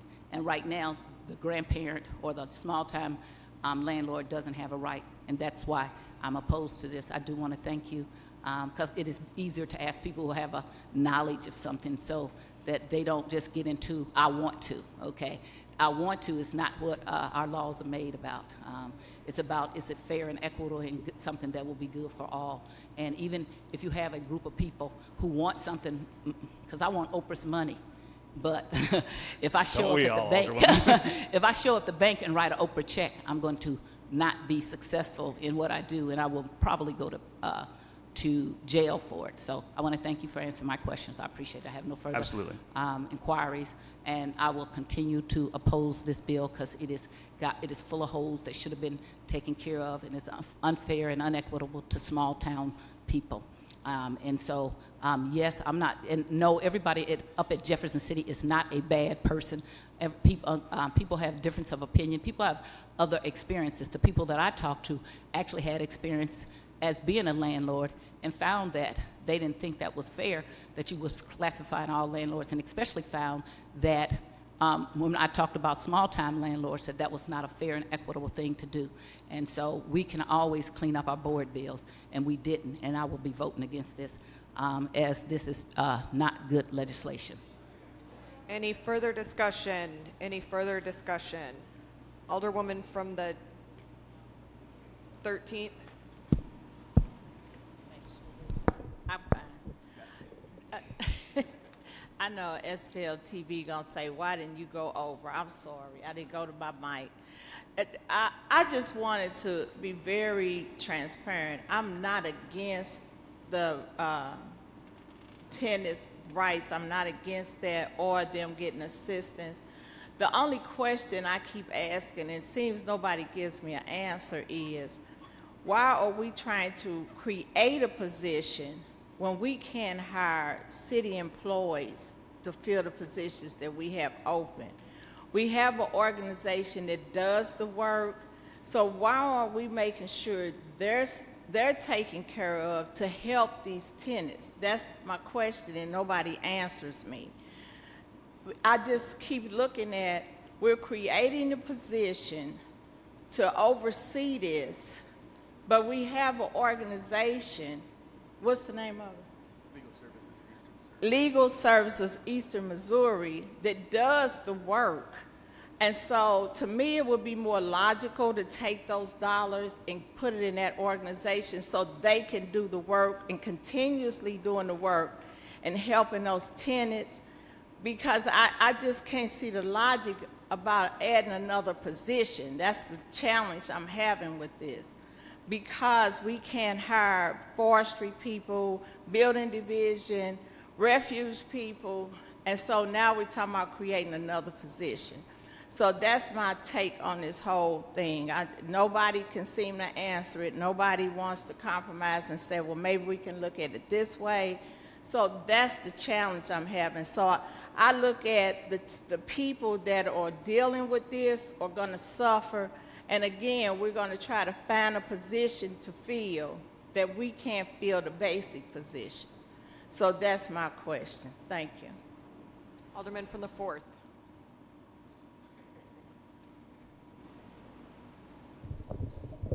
So I just wanted to weigh in on the Alderwoman from the 13th statement.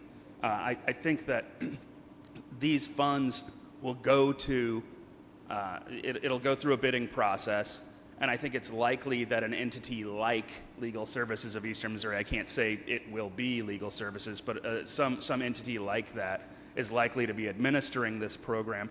So those funds will go to an organization who's likely already doing this sort of work, which will allow them to expand the footprint of that work. Because oftentimes, especially in the legal world, the issue is not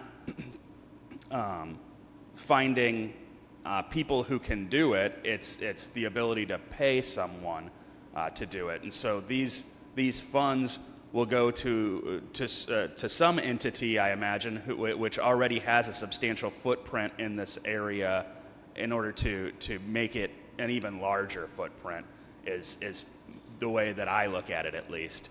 And just to for anyone who's on the fence about this, I think it's important to remember that oftentimes we privatize profits and subsidize losses, and the taxpayers end up on the line for losses, while any profit goes directly into someone's pocket. And this simply levels that playing field a little bit in the area of housing, just a small amount in the area of housing.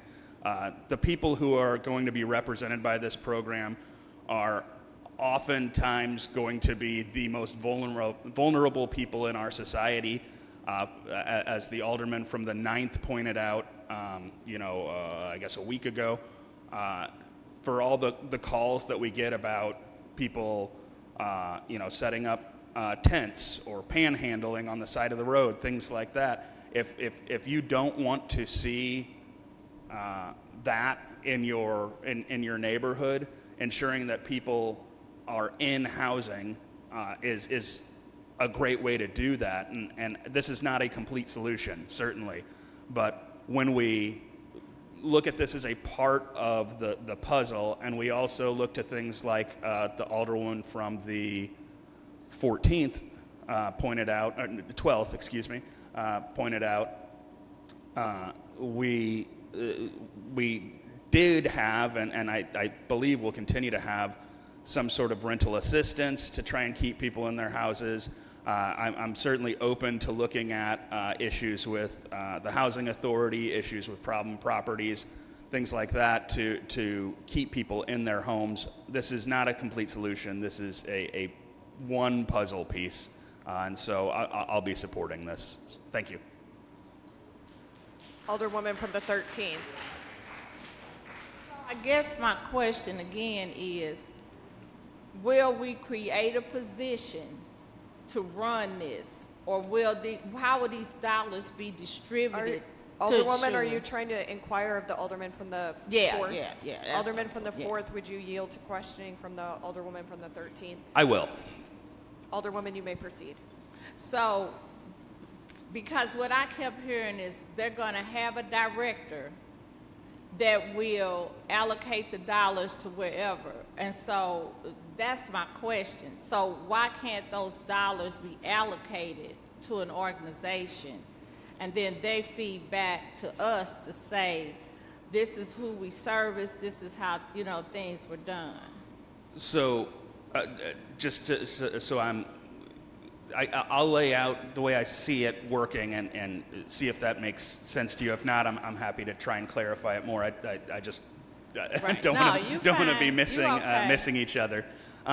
So should we pass this today, this will go to a bidding process where various entities, such as Legal Services of Eastern Missouri, will be able to say, hey, we would like to administer that program. And we have the means to do so. Here's the things we've done in the past, so on and so forth, and there'll be various entities that are interested, and then when a selection is made, those funds will go to that entity who will administer the program. So it could very well be that we're expanding the footprint of an entity that is already doing this work. I think that's quite likely. That I don't see someone kind of fly by night coming and doing this. I think that entities like Legal Services, and there's Catholic ministries, and they're. So it'll be an RFP. Yes, I believe. Okay, yeah, and that it that goes was out, not clarified. That was not said. What was said was they will create a director to administer the program. And that's why I kept asking the question. So why are we creating a position and we got organizations that's doing the work? Yeah, so my hope is at least that this supplements one of those entities that's already doing this work. Okay, thank you. Absolutely. Any further discussion? Alderman from the 3rd. I am really going to try and limit my remarks in the interest of moving things forward here.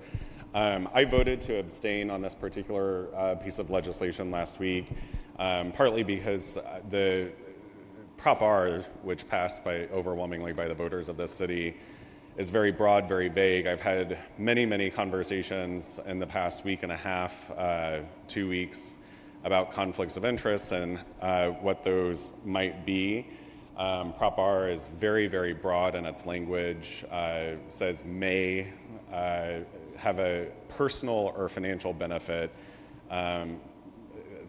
For many people, that can be a lot of different things, and it's very difficult, and I really do think that it could bring a lot of legislation such as this, if we were properly applying it, to a standstill. That being said, the enforcement mechanisms with Prop R are also apparently a joke, so I'm going to go ahead and also change my vote on this. I am a co-sponsor. I've been a co-sponsor. I believe in the spirit of this bill. I do think that housing is a human right. I do believe that there are some challenges with this bill. Last week, I did mention that we're doing a lot of talking at each other, and we need to listen more to one another. And so I think that that's something that we need to all take under advisement sometimes. And there were some very valid points made during that discussion last week. I think that those continued with the discussion on the floor this morning. I appreciate everyone taking the opportunity to listen to those, and hopefully we can work on solutions. One of the things that I mentioned last week we have laws on the books currently that prohibit people from discriminating in the application process for housing. That's based off of people's gender, their gender identity, their gender expression, their sexual orientation, their race. And we don't do a good job as a city of enforcing that non-discrimination policy. That's a problem. It continues to be a problem. We need to make sure that we have the resources to address that. Quality housing is something that continually comes up in these conversations. We underfund the building division. The building division, and people might disagree with me on that, but we don't have adequate enough inspectors to inspect all of the housing conservation occupancy permits that are out there and follow up on the issues that are identified in those inspections. That is a problem. We need to work on a solution. I can go on, and I won't belabor it any further, but I do want to just provide some explanation as to my vote for last week and some context as to my vote for today, and appreciate everyone's discussion. I would also like to just, on a personal note, let everyone know I have not had a dishwasher in over 20 years. So I do all of my dishes by hand. As someone who cooks a lot, that does actually take some time in the evening or morning when I wake up.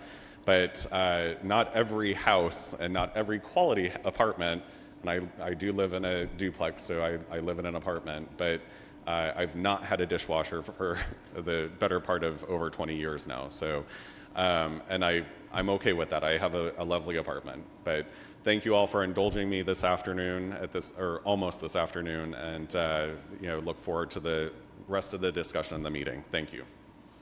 Any further discussion? Any further discussion? Alderwoman from the 10th, you're recognized to close.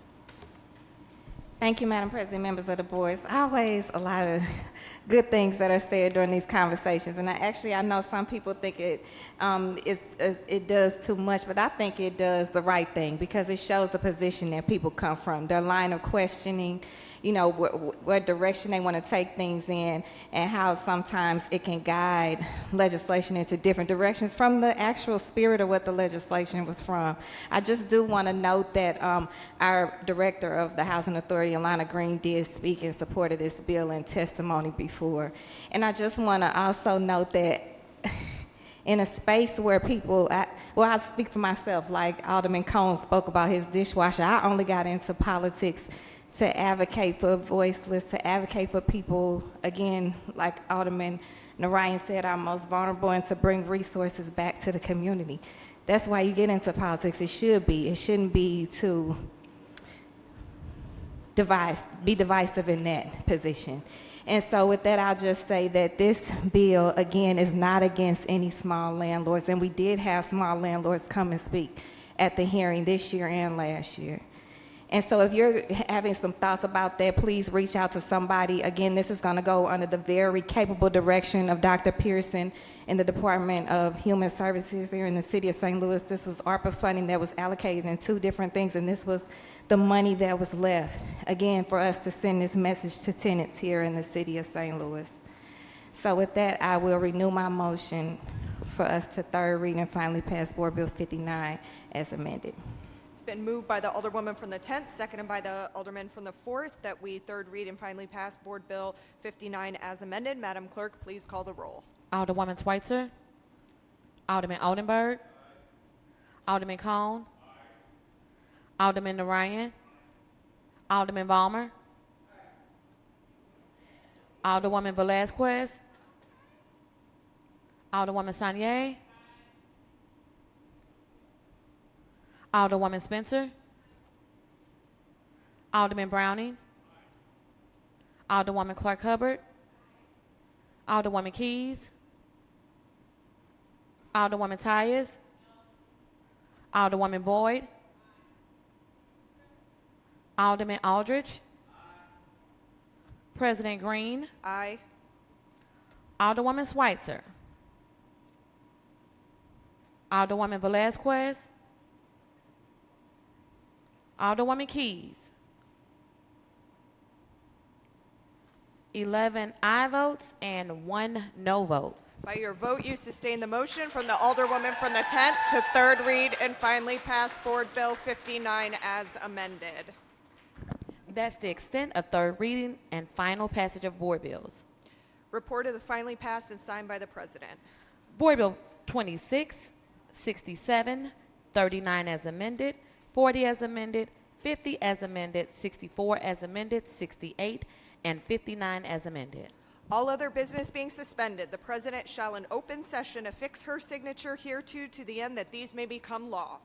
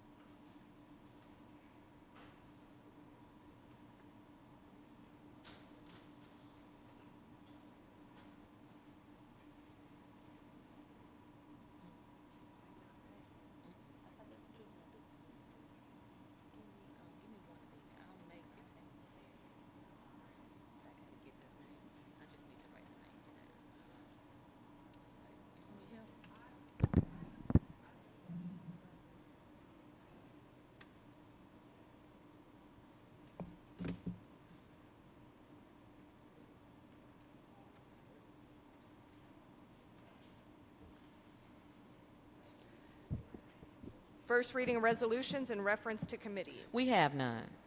Please dispense with line item 20. Second reading of resolutions, committee reports and adoptions. Report from the Personnel Committee, closed meeting notice. I move that the meeting of the full Board of Aldermen be closed to the public under the provisions of Section 610.0213 and Section 610.022 of the Missouri Revised Statutes in order to permit the members of the board to discuss matters related to the hiring, firing, disciplining, or promoting of employees of the Board of Aldermen.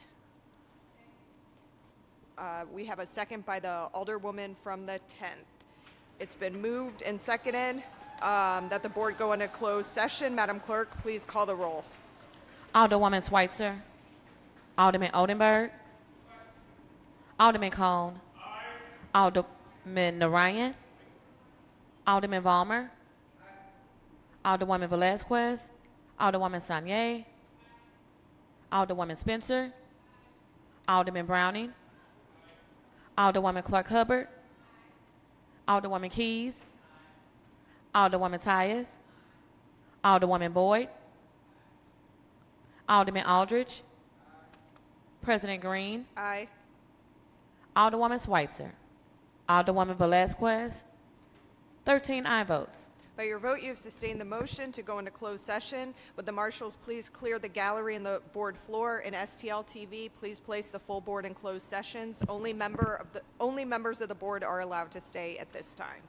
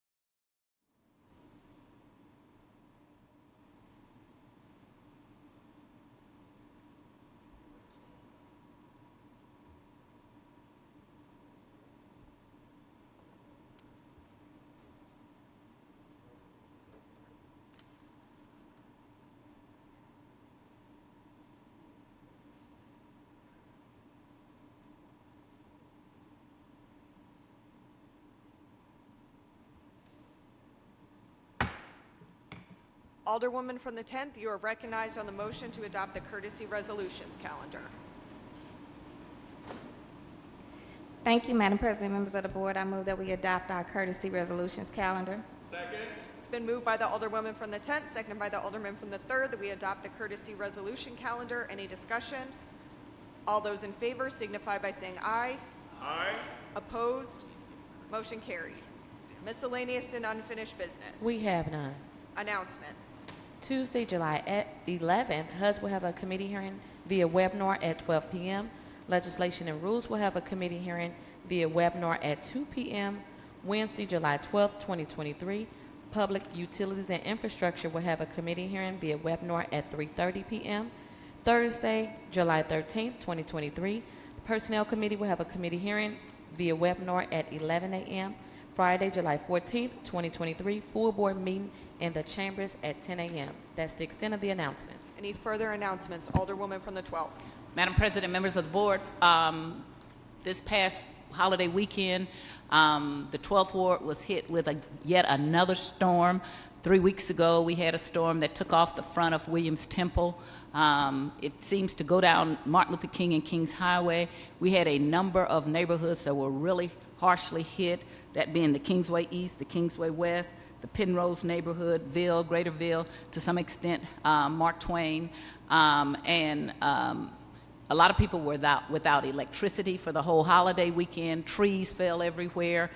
First, I want to just give a shout out to the men who live in Ward 12, because there were so many trees down, and I was calling forestry and Ameren and people trying to get services and out in the ward, that the men in our community actually went and got their power saws, and they used their saws and they start cutting the trees up and dragging them to the curb, and getting them out of the way, because Kings Highway at one point you couldn't get through. Several of the residential streets you couldn't get through. Large trees fell every place, and they really did a good service, so thank you. This is what community looks like. I also want to thank forestry. When I was late this morning because I stopped to have a conversation with the people of forestry. They were out in the community. They were picking up trees. They were loading their trucks and coming back, because there were a lot of trees that were felled. And I want to thank Ameren. People were without electricity for a lot of days, 4 days or so.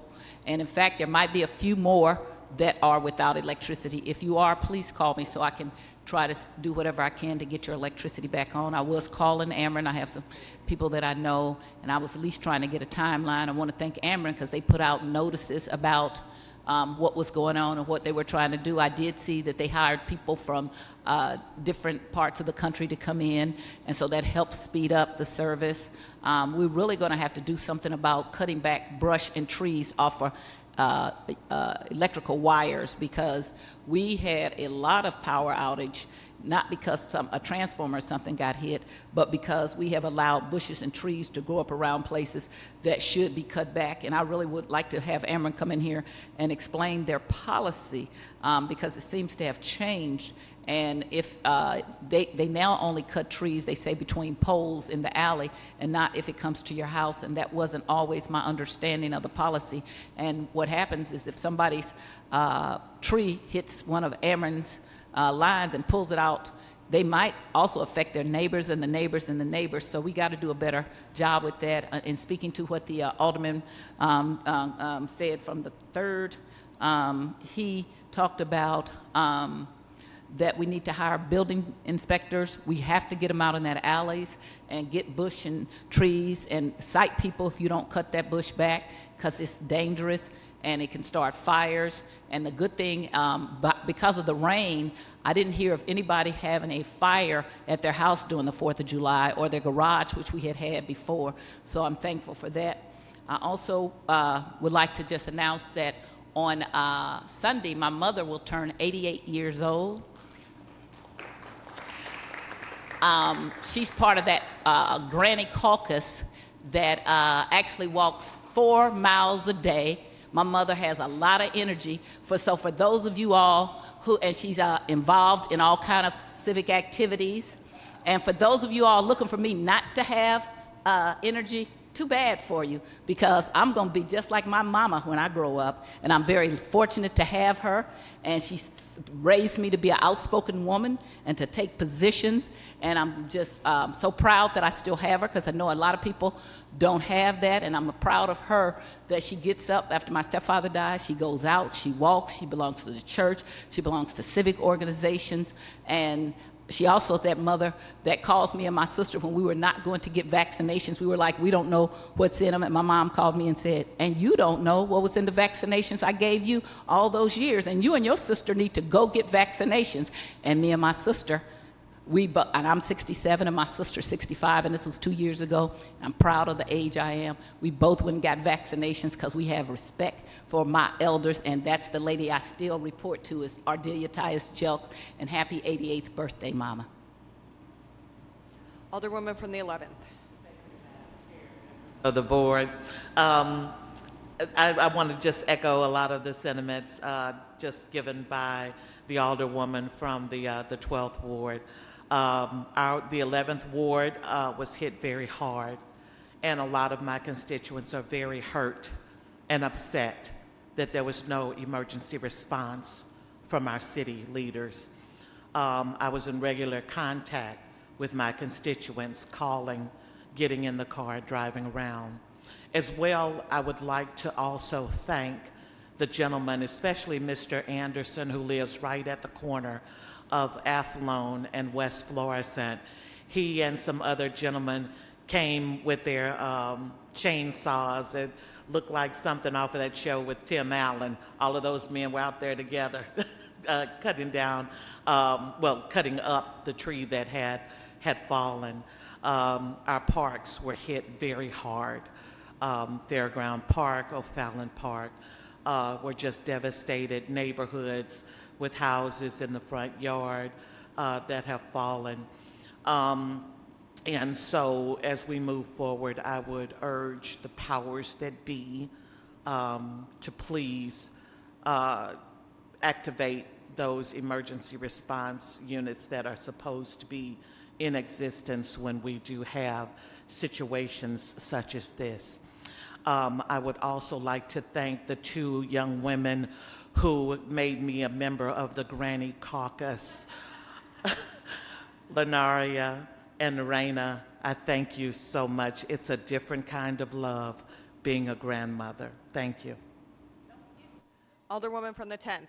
Thank you so much, Madam President, members of the board. I would like to announce that on Tuesday, July the 11th, from 2 to 6 p.m., Route D, MoDOT, is also better known as Page, will be having another safety demonstration from 2 to 6 at the corner of Page and Belt last night. I would like to shout out Charles Bryson and TrailNet did a great presentation on some of the ideas they have for safety and to improve safety on Page on Route D. So again, please participate. You can walk up. I heard they're going to have some treats they'll be giving away. You can participate as a family and just make sure that we can work collectively and have your voice heard as they continue with these safety improvement reimagining visions for Page Route D.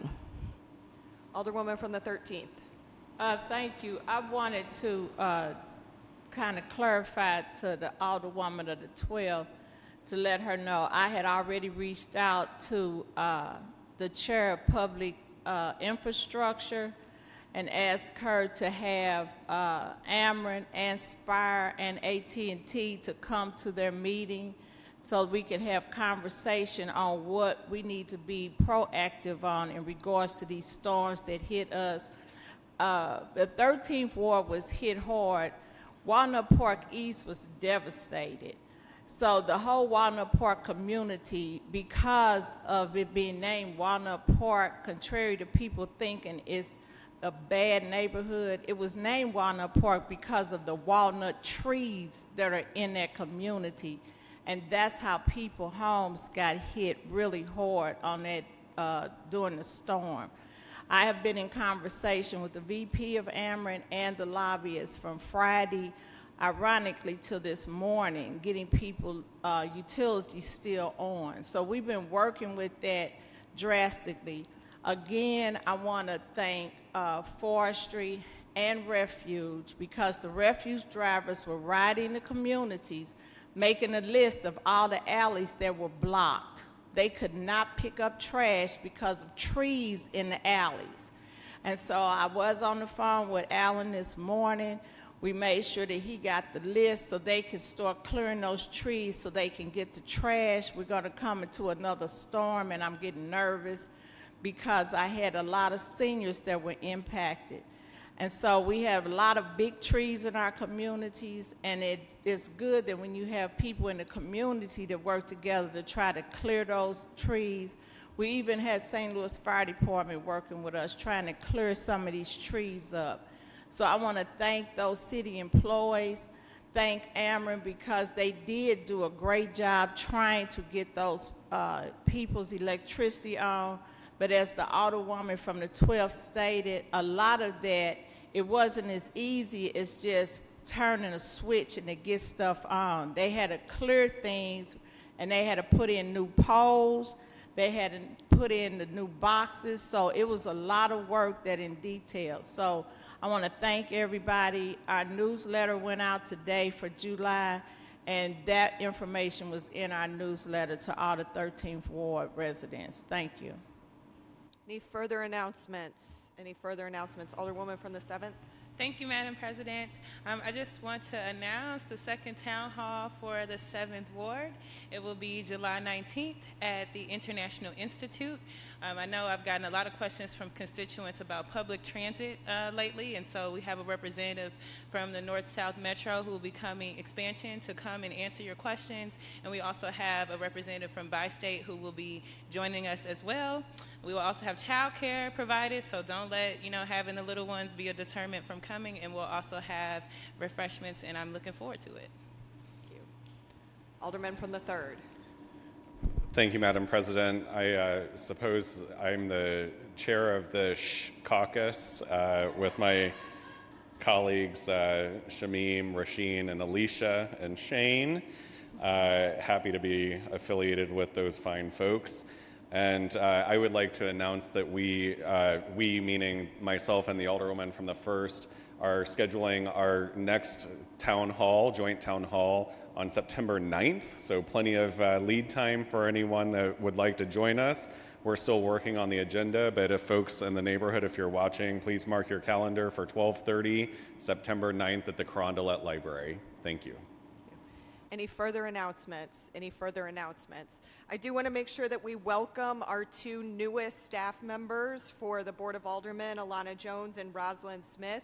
And we were all very excited and energized after interviewing them, and so they have started this past week, and just want to make sure that we give them a nice warm welcome.